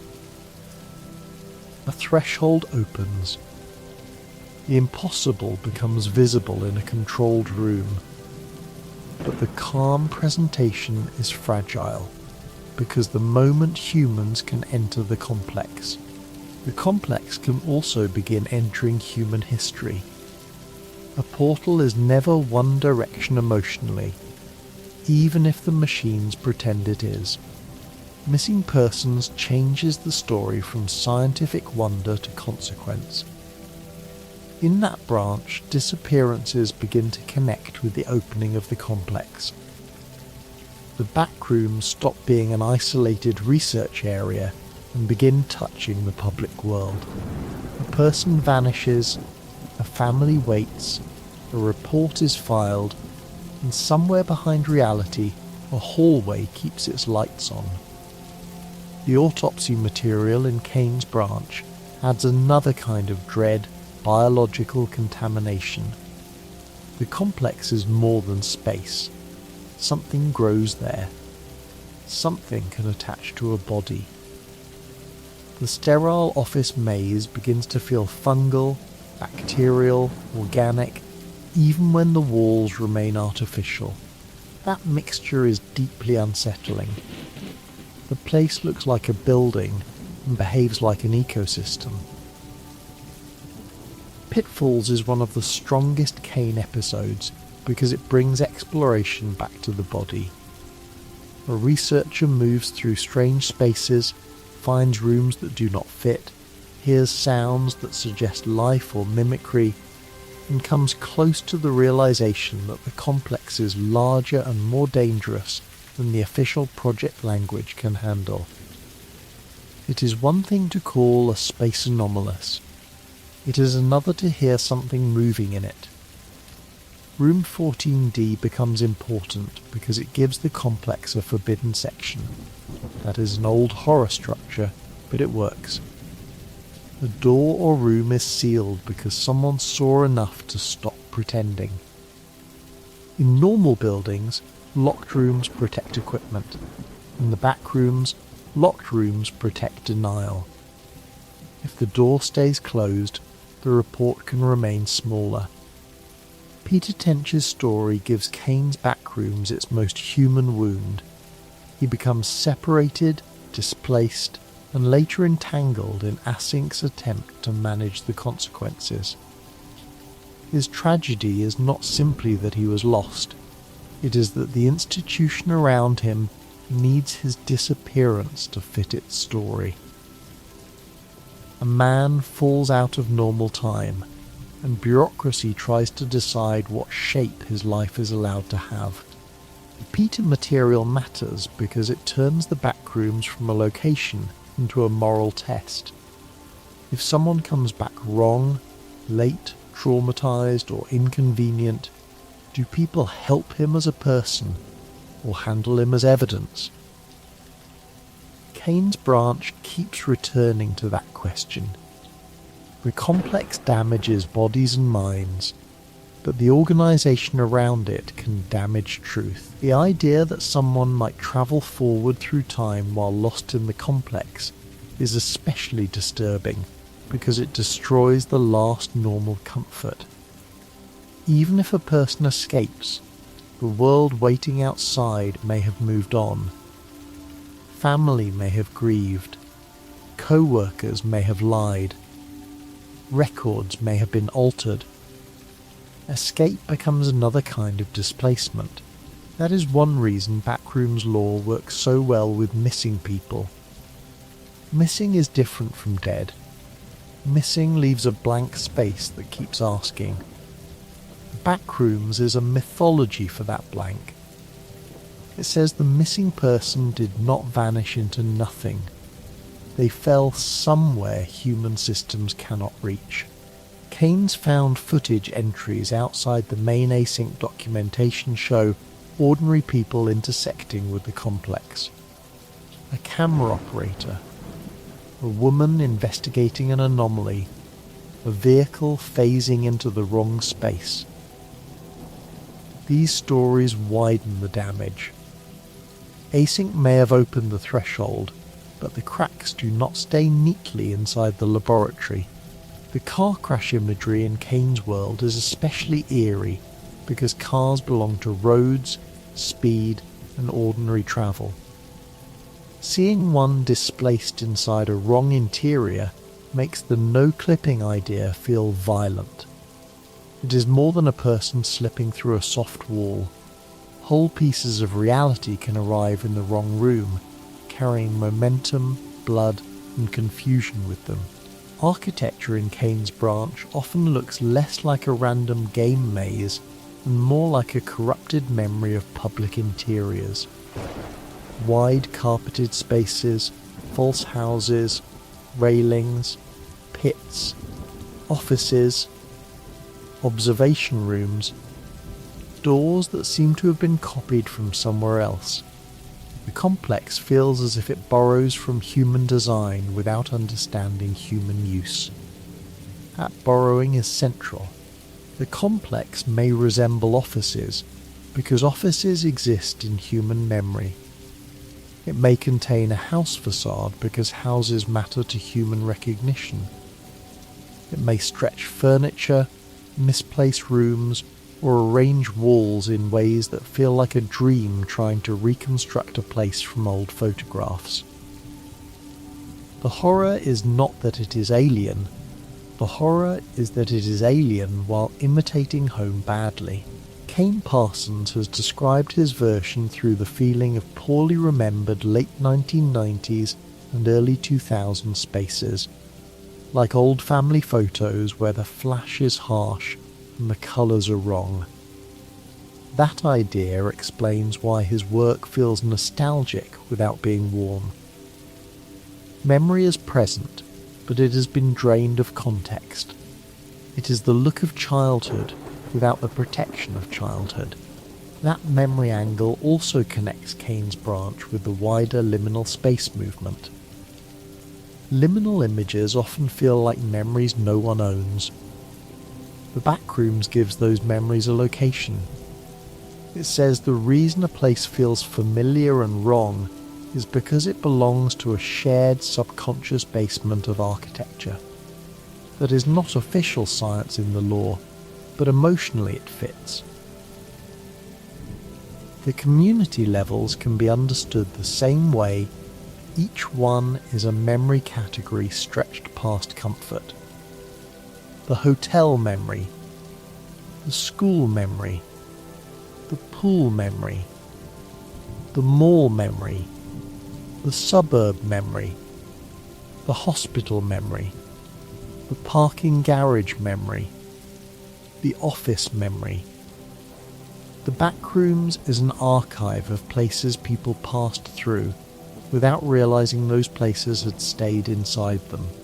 Level 188, often associated in fandom spaces with endless windowed architecture and images of a real courtyard like hotel interior, became famous because it captures another form of impossible repetition.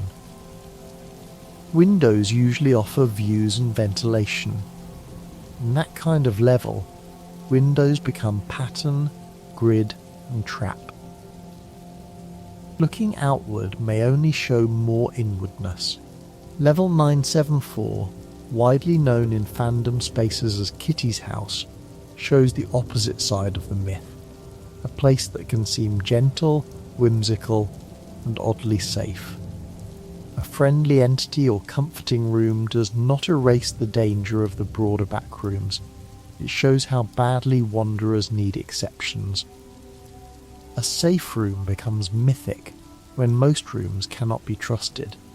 The Crimson Forest in some Wikidot-associated lore gives the backrooms a rare sense of almost sacred natural beauty. Trees, red tones, and comparative safety create a level that feels less like malfunctioning office space and more like a strange refuge. Levels like that are important because they keep the backrooms from becoming visually monotonous. Even the impossible needs contrast. The Blue Channel and other enigmatic spaces in different canons show the backrooms becoming abstract. Once the myth moves beyond familiar interiors, it can approach dream logic, colour fields, voids, digital spaces, and symbolic geography. That expansion risks drifting away from the original Yellow Room fear, but it also shows how flexible the concept became. Negative levels and sub-levels add another kind of depth. A level may have an underside, a variant, a corrupted copy, a transitional space, a hidden branch. This fits the backrooms because the whole concept is already a hidden branch of reality. If reality has backrooms, then the backrooms can have backrooms too. The void appears in many versions as a place outside normal level structure or beneath failed geometry. Void spaces are frightening because they remove even the comfort of bad architecture. A hallway can trap, but it still gives walls. A void may give nothing. After enough yellow rooms, nothingness can feel like a different kind of predator. The Manila room from some level 0 lore is powerful because it offers a tiny change in texture, a different wallpaper, a warmer light, a resting point, perhaps an exit. In an infinite yellow maze, a small room that feels slightly calmer becomes almost holy. It proves how little comfort a person needs when everything else has been stripped down. The idea of rare safe rooms is one of the most emotionally believable parts of the lore. People trapped in a hostile environment would mythologize small relief. A dry corner, a quiet room, a working vending machine, a place where the lights do not scream, a stranger who shares water. Safety does not need to be grand when fear is everywhere. Level keys and other transit objects give the backrooms a fairy tale logic beneath the modern surface. A key is old symbolism. It belongs to castles, prisons, houses, diaries and doors. In the backrooms, a key may open a place rather than a lock. The object says that even impossible architecture still wants rituals. Liquid pain, as a community object idea, is effective because the name is blunt and awful. It turns suffering into a substance. That is exactly the kind of object that belongs in a collaborative horror universe. Simple, memorable, and wrong in the hand. Where almond water is relief, liquid pain is warning. Fire salt and other unusual resources suggest that the backrooms has chemistry, not merely rooms. Materials can be mined, traded, used, mishandled or weaponized. The nightmare becomes a world when it has resources. But resources create competition, and competition creates another layer of danger beyond entities. Trade routes between levels are an underrated part of the lore. If one level has water, another has food, another has materials, and another has relative safety. Then paths become lifelines. A door is no longer just a weird exit. It is supply chain, migration route, smuggling path, rescue corridor, or battlefield. Settlements in the backrooms are touching because they imply stubbornness. Someone looked at an impossible space and decided to arrange sleeping areas. Someone made rules. Someone stored food. Someone repaired a light. Someone argued about leadership. Settlement is humanity saying, if the world will not give us a home, we will make a smaller one inside its mistake. But settlements also create the possibility of betrayal. A safe base may become corrupt. A trade group may exploit desperate wanderers. A guide may lie about an exit. A cult may promise the front rooms and lead people deeper. The backrooms does not need to invent new human flaws. It only needs to remove normal oversight. Cult lore appears naturally because the backrooms feels religious even when it looks secular. People trapped in infinite impossible spaces would search for meaning. Some would worship entities. Some would worship the backrooms itself. Some would believe no clipping was chosen, deserved, or sacred. In a place without official answers, belief becomes another survival tool. The lost in some community traditions often represent people who reject certain organized groups or live by older, stranger rules. Whether treated as faction, philosophy, or survival culture, groups like that make the backrooms feel inhabited by history. Not everyone inside the maze wants rescue in the same way. Some may no longer agree on what rescue means. That is a quiet horror of adaptation. Stay long enough, and the front rooms may become less real than the levels. A person may stop measuring life by normal mornings and start measuring it by supply runs, safe doors, entity migrations, and flickering lights. Home becomes something remembered less often because remembering hurts. The front rooms are rarely described in rich detail because they do not need to be. Everyone already knows them. That is part of the technique. The backrooms can remain strange because normal reality is assumed. A grocery store with normal exits, a bedroom with a window, a street with weather, a kitchen with familiar voices. The mind supplies what was lost. The backrooms also changes language.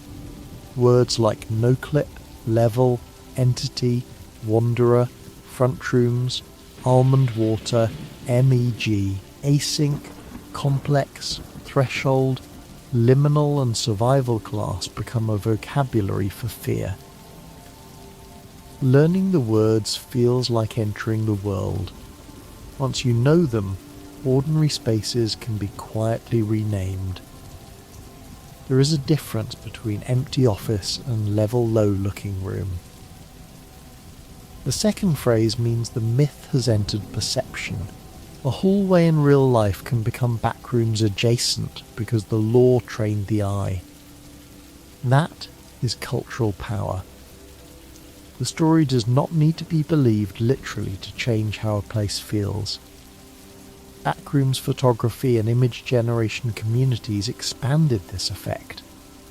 People began seeking or creating images of spaces that felt like thresholds, empty daycare rooms, old restaurants, school gyms, basements, waiting rooms, carpeted churches, motel hallways, indoor playgrounds, abandoned offices.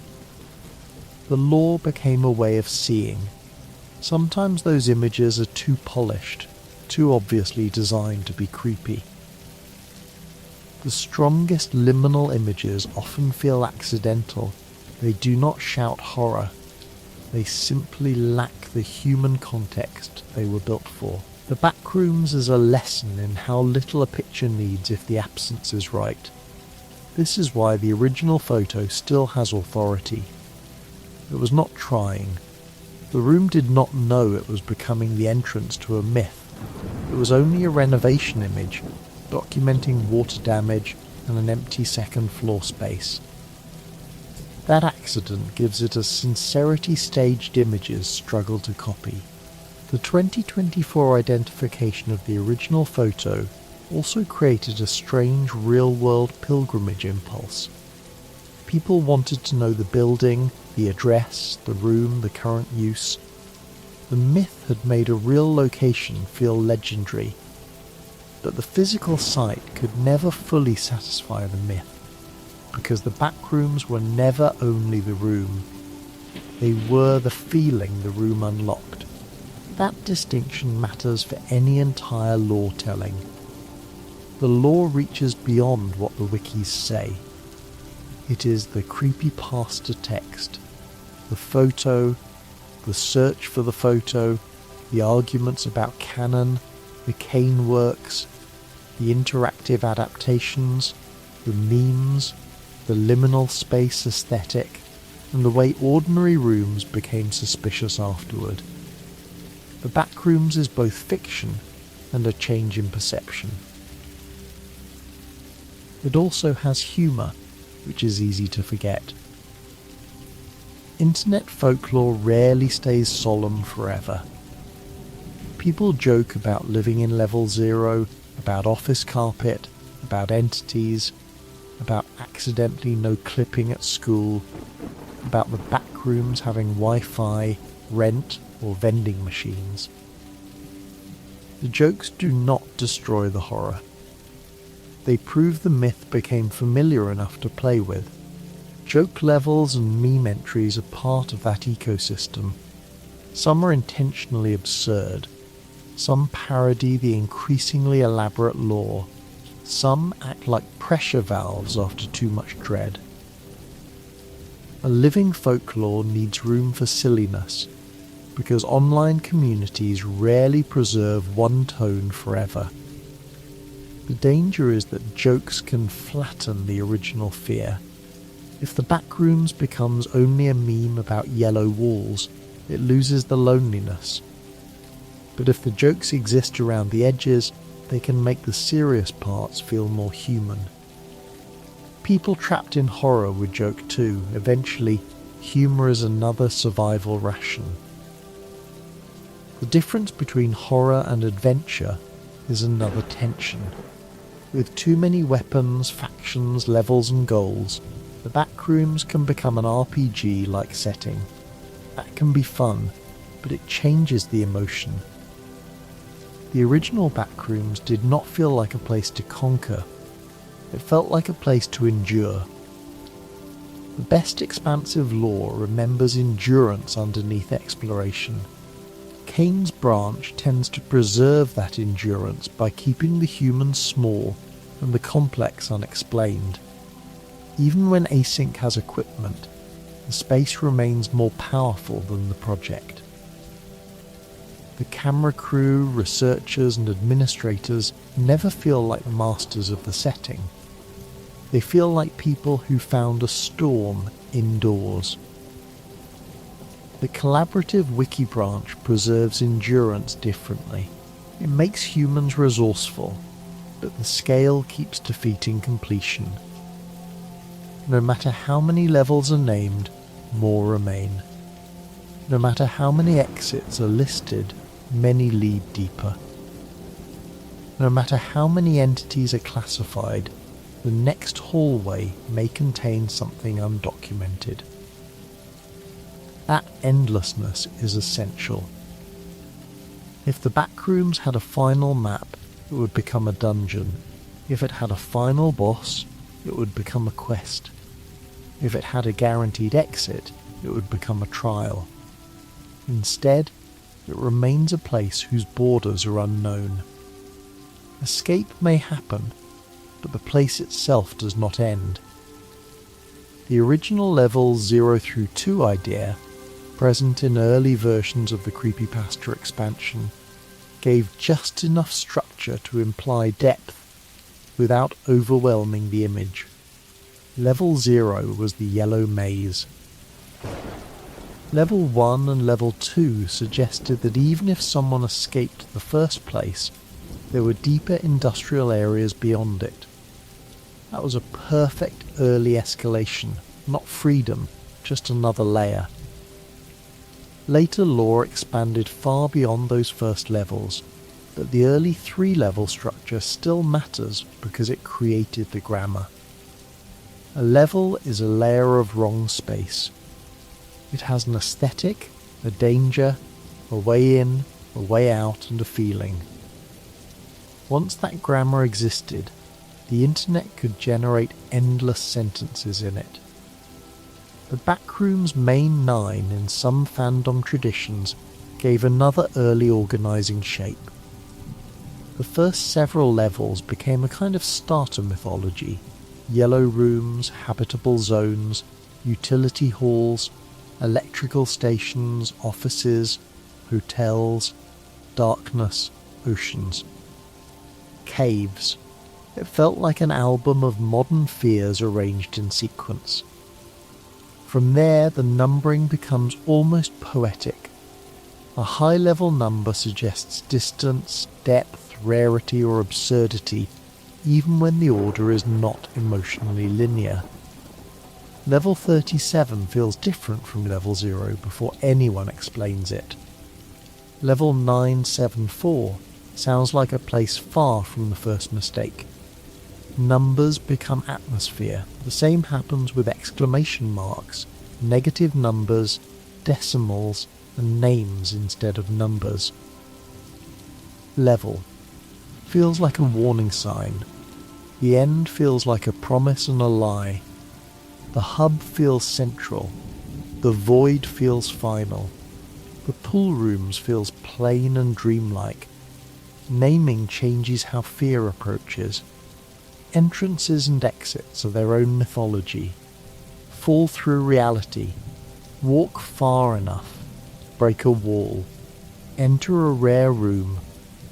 Use a key. Follow a sound. Sleep in the wrong place. Open a door under specific conditions. Crawl through a vent. Drown, wake, climb, run, wait. Each exit method says something about the level's personality. An exit is rarely just an exit. It is a test of understanding. If a person knows how a level thinks, they may leave. If they treat it like a normal building, they may stay forever. The Backrooms rewards strange literacy. Surviving means learning the grammar of impossible rooms. That literacy is what the wikis provide. They teach how to read the place. Avoid windows. Watch for smilers. Do not trust red rooms. Carry supplies. Learn safe routes. Know which groups trade fairly. Listen for alarms. Use light carefully. The archive becomes a language class for a world no one meant to enter. And yet the archive can never fully protect anyone, because the Backroom's deepest rule is instability. Pages can be outdated, canons can differ, levels can shift. An exit may close, a safe route may become dangerous, a friendly group may have moved. Knowledge helps, but certainty remains out of reach. That uncertainty keeps the sleepier, slower version of the lore alive. A person can drift through the ideas without needing every answer. Yellow rooms, warehouses, pipes, pools, cities, smiles in the dark, bottles of almond water, researchers opening thresholds. A real room in Wisconsin becoming an unreal room everywhere. The lore is large, but its heartbeat stays simple. The A24 film branch, based on reports and trailers, extends that mainstream version with characters and a cinematic premise. But the deeper cultural fact is simple.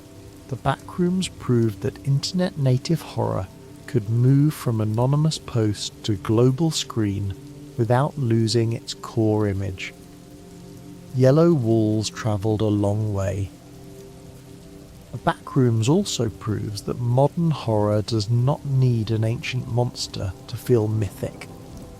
It can begin in a file name, a forum post, a low-resolution image, a renovation blog, an online upload, a wiki entry. The campfire moved online, the ghost story became a link. But the feeling under it is old. A forbidden place, a wrong turn, a realm behind the known world, a creature in the dark, travellers sharing warnings, doors that deceive, a journey through layers, a hope of return. The Backrooms is new in wallpaper, old in bones. That oldness is why it can feel almost dreamlike. Many myths have underworlds. The Backrooms is an underworld made of office interiors. Many myths have labyrinths. The Backrooms is a labyrinth made of retail architecture. Many myths have ghosts. The Backrooms has missing people, faceless bodies, and footage that outlives the person holding the camera. The labyrinth comparison is important. A labyrinth is not merely a maze. It is a place where movement becomes symbolic. The hero goes in changed and comes out changed, if they come out at all. The Backrooms is a modern labyrinth without a centre. There may be no minotaur, or there may be thousands. The centre keeps moving. In older myths, the labyrinth was built by someone. In the Backrooms, the builder is uncertain. That uncertainty is the central emptiness. Did humans create it by accident? Did reality generate it? Was it always there? Is it a simulation artifact? A prison? A digestive system? A failed heaven? The lore offers answers, but none can fully close the yellow door. The Backrooms is strongest when the answer remains partial. A complete explanation would make it smaller. If a character could say exactly who built the Backrooms, why it exists, how to control it and how to destroy it, the rooms would become a plot device. The mystery needs enough structure to walk through, and enough darkness to remain awake behind the walls. That balance is what separates good Backrooms writing from empty list making. Levels should feel like moods before they feel like numbers. Entities should feel like fears before they feel like stats. Groups should feel like people before they feel like acronyms. Objects should feel like survival before they feel like inventory. The lore also needs restraint with nostalgia. The Backrooms often draws from late 20th century and early 21st century interiors. Old offices, malls, hotels, pool rooms, Verts footage, dated carpets, school hallways, analog screens. These details can be comforting because they feel remembered. They become frightening because the memory has no people in it. Nostalgia without people is one of the Backrooms' quiet wounds. A place can look like childhood without containing childhood. A playroom with no children. A birthday room with no family. A mall with no friends. A school corridor with no classmates. The past appears as architecture only, stripped of warmth. That may be why the pool rooms feel so powerful. Indoor pools often belong to hotels, schools, recreation centres, or childhood vacations. The smell of chlorine, the echo, the tile, the blue light. Remove the voices and leave the water, and the memory becomes almost sacred and almost dead. The same applies to party levels. Birthday imagery without genuine celebration is deeply wrong. Balloons, cake, confetti, streamers, smiles, music, these things are supposed to signal welcome. In Backrooms lore, welcome can become predation. The cheerful mask becomes more frightening than darkness because it imitates safety. The suburbs of Level 9 work through another lost comfort.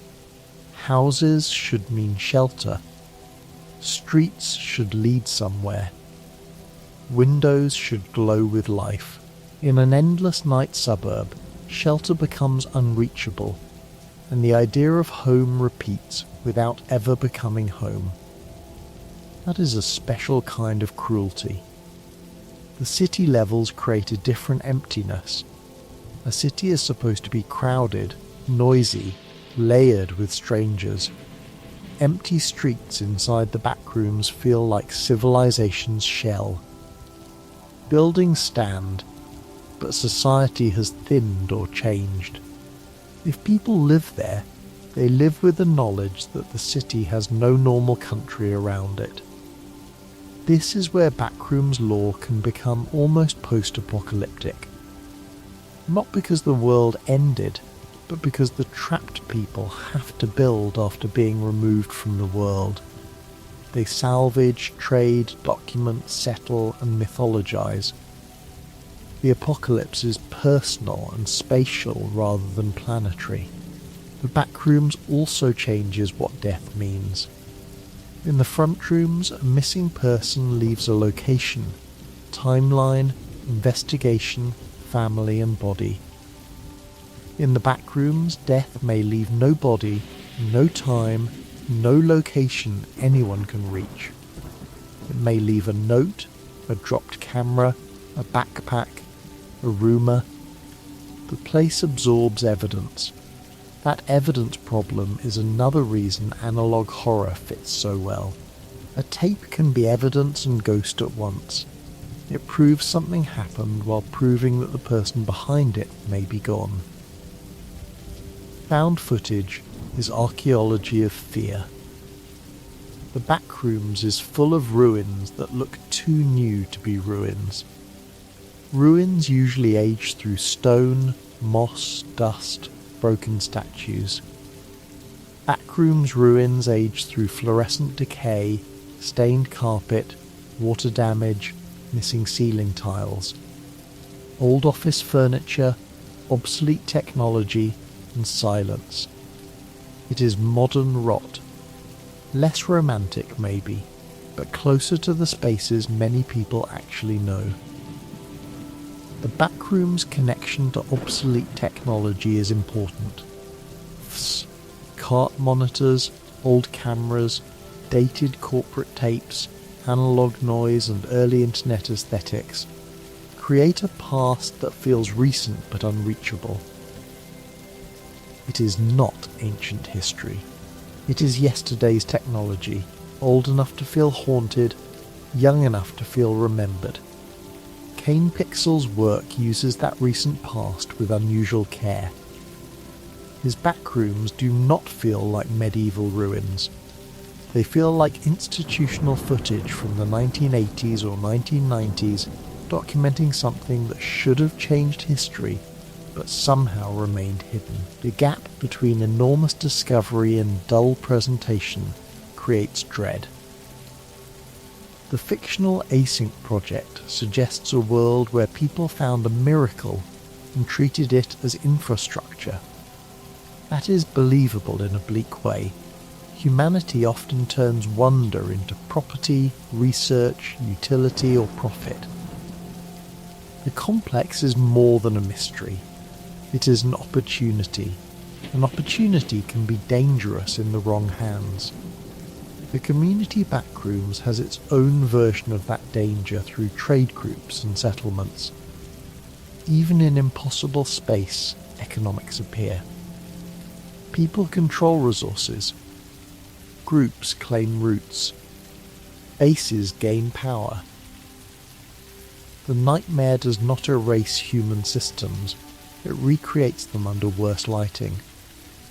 This can make the Backrooms feel more real than a pure monster realm.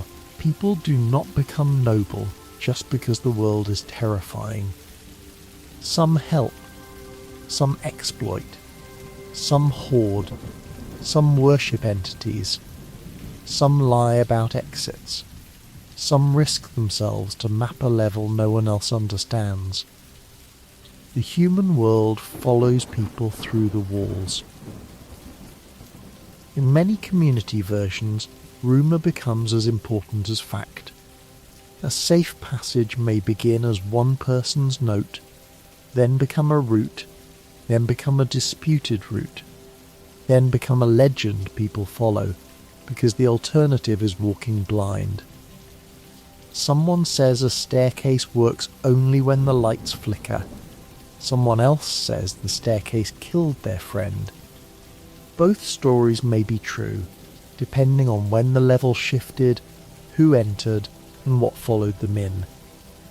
That gives the Backrooms a frontier quality, without turning it into a simple adventure. The frontier is information. A bottle of water, a stable room, a working outlet, the door that usually opens into level 1, a group willing to trade honestly, a wall marking scratched by someone who survived last week. These are small discoveries, but in a place built from uncertainty, small discoveries become civilization. Language changes too. The word front rooms becomes a tender name for normal life. It makes ordinary reality sound like one more level, just safer, brighter, and better understood. Saying front rooms instead of world creates a strange emotional distance. Home becomes technical. Reality becomes a category. A survivor may dream of returning, but even the word for return has been altered by the maze. The idea of returning is more complicated than escape. If someone leaves the Backrooms after weeks, months, or years, what exactly comes back with them? They may have learned rules no one outside can believe. They may flinch at humming lights. They may hate carpet, elevators, empty corridors, and hotel wallpaper. They may stand in a supermarket aisle and suddenly feel the old fear of shelves repeating forever. Escape can end the physical journey without ending the interior one. Missing person lore makes that sadness sharper. To the family outside, someone simply vanished from a hallway, office, school, parking lot, or road. To the person inside, An entire life may have unfolded in impossible rooms. Two timelines separate at the moment of no clipping. One side files reports, hangs posters, checks cameras, waits for calls. The other side learns which bottled liquid is safe to drink and which smile in the dark is not a human face. That split gives Backrooms horror a grief most monster stories never reach. The lost are not dead in the usual way. They are absent from the world, but possibly alive in a place beyond help. Hope becomes painful because it cannot be disproved. A missing person might be gone forever, or walking under buzzing lights at that same moment, only one wrong wall away from everyone who loves them. Even the helpful groups carry that grief.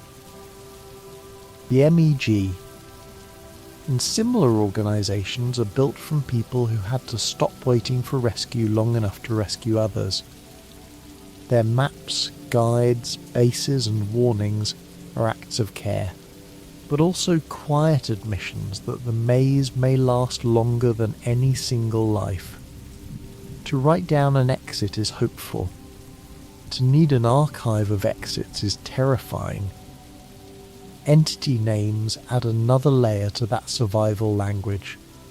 Smiler, Hound, Faceling, Skin Stealer, Wretch, Death Moth, Partygoer. The names are simple, almost childish sometimes, because fear often gets named by what someone notices first: a smile in the dark, a body moving wrong, a face that is missing, a skin that may not belong to the thing wearing it. The naming does not make the threat safe, it makes it speakable. There is tragedy in how many entities are understood through broken resemblance.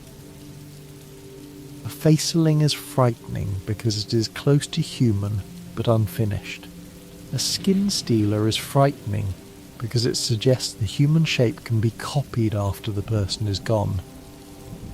A wretch is frightening because it carries the possibility of becoming the thing others fear. Backrooms monsters often disturb the border between person and environment, person and costume, person and aftermath. That is why the safest levels in the lore can feel emotional rather than merely practical.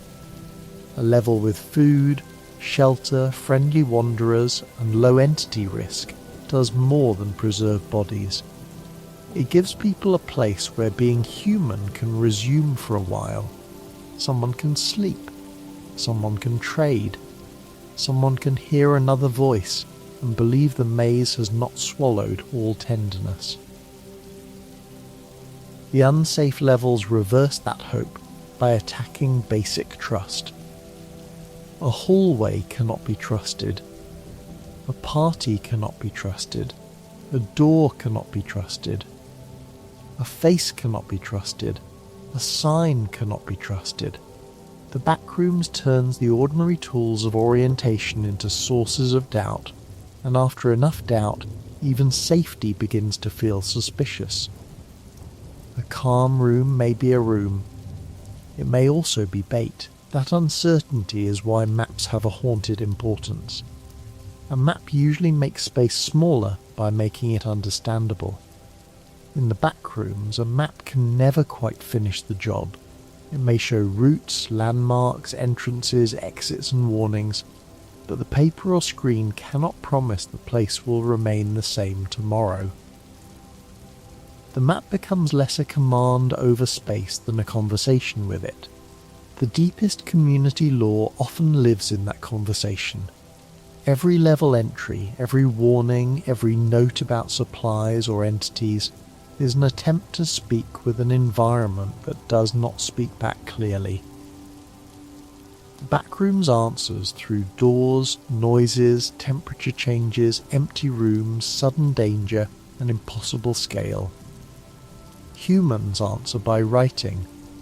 The whole mythology becomes a slow exchange between architecture and testimony.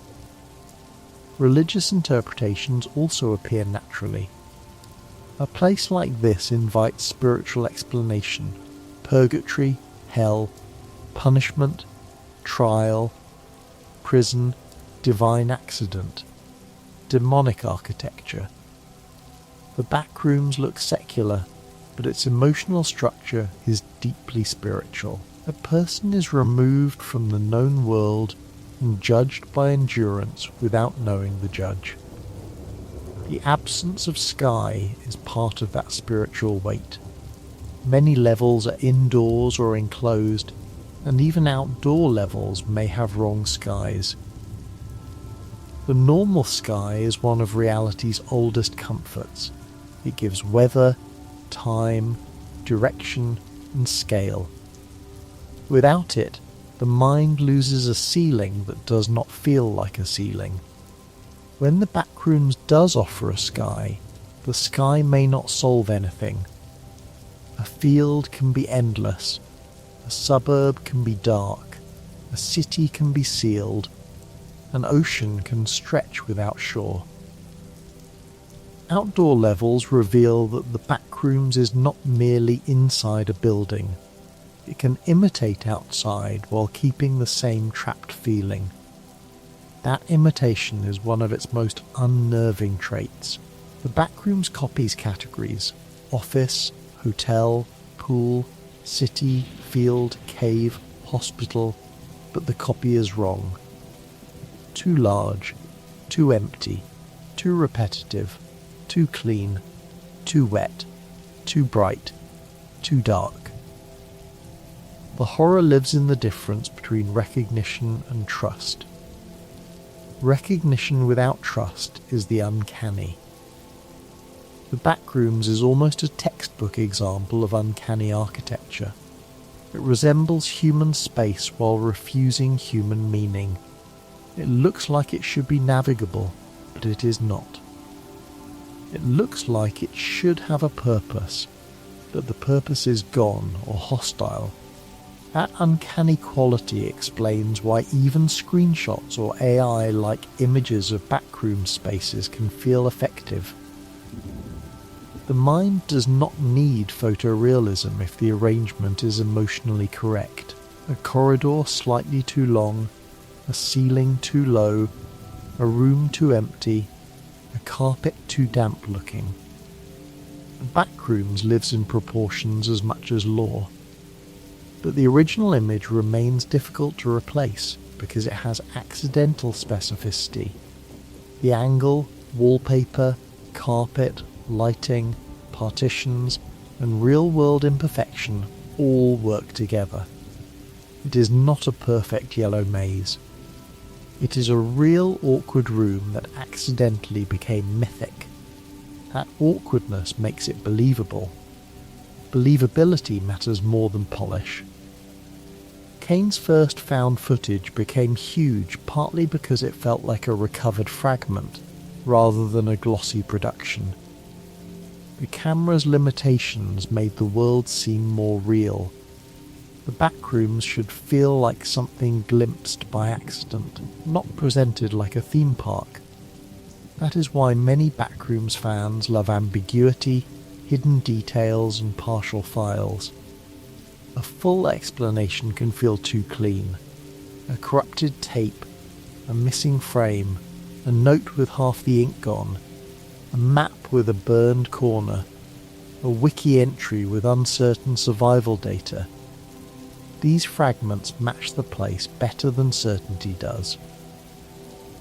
The Backrooms also rewards negative space. The rooms are empty, and the lore has gaps. In both cases, the emptiness invites imagination. If the story says exactly what is around every corner, fear shrinks. If it says enough to make the corner matter, fear expands. For all its monsters, the Backrooms may be most frightening when nothing is around the corner. No entity, no exit, no clue. Just more carpet, more walls, more light. The idea that there may be no encounter only walking until the body fails, is quieter than a chase, and maybe worse. That kind of horror is existential. A monster gives purpose, escape the monster. Hunger gives purpose, find food. A door gives purpose, open it. Endless sameness removes purpose while forcing movement. The Backrooms can become a place where survival has no story except continuation. Community lore pushes back against that by creating goals, reach safer levels, join groups, find almond water, avoid entities, map exits, trade supplies, seek the front rooms. Goals make the Backrooms narratable.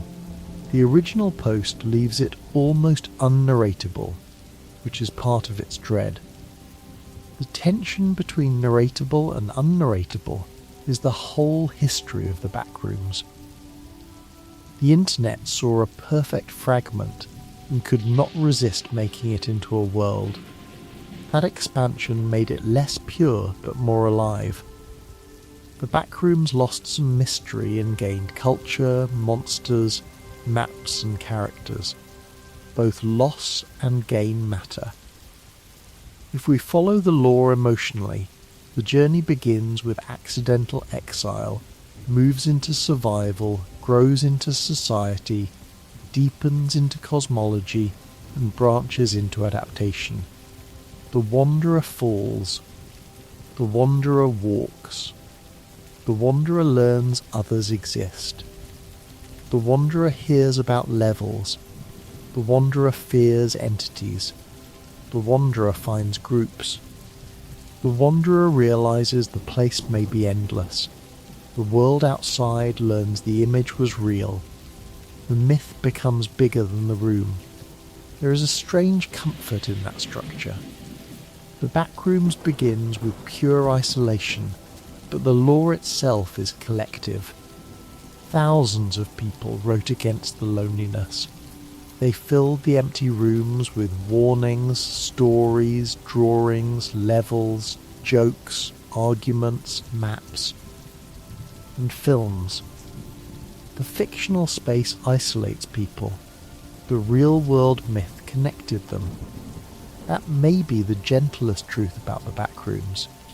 It is a story about being lost that became popular because people recognized the feeling together.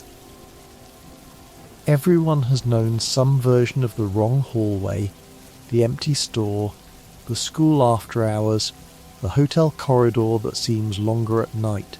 The Backrooms gave that feeling a name and a door. The name remains open. Maybe the Backrooms are a glitch. Maybe they are a prison. Maybe they are an afterlife for architecture. Maybe they are the universe's storage closet. Maybe they are a research disaster. Maybe they are simply the emotional truth of spaces built for use after the use has vanished. That last reading is quiet, but it stays. A room without people is not automatically scary, but a room built for people, emptied of people, stretched beyond reason, and lit forever by humming fluorescent light, becomes a question the mind cannot settle. Who is the room for now? In level 0, the answer seems to be no one, and that is what hurts.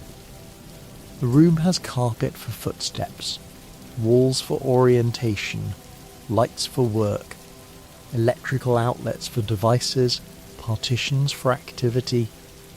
Everything about it implies human use, yet there is no work, no device, no destination, no community, no schedule. Human design remains after human meaning has been removed. In level 1, meaning begins to return through survivors. In level 2, function returns as machinery. In the pool rooms, beauty returns without safety. In level 11, society returns in altered form. In Cain's complex, purpose returns through research and becomes dangerous. The Backrooms keeps asking whether meaning can survive in a place that was never meant to hold it. That is why the final image should not be a monster. It should be a light left on. A door slightly open, a note taped to a wall, a bottle of almond water beside a crate, a camera lying on damp carpet, a hallway turning left into yellow. The Backrooms began with atmosphere. An atmosphere is where it remains strongest. So the entire lore, if held gently, is not a list of every level ever written. It is the story of a modern myth learning how to become endless. It begins as one photograph and one warning. It becomes a maze.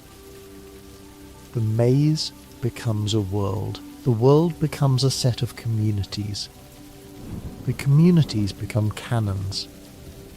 The canons become films, games, archives, arguments, and dreams. And still underneath all of it, the first room waits.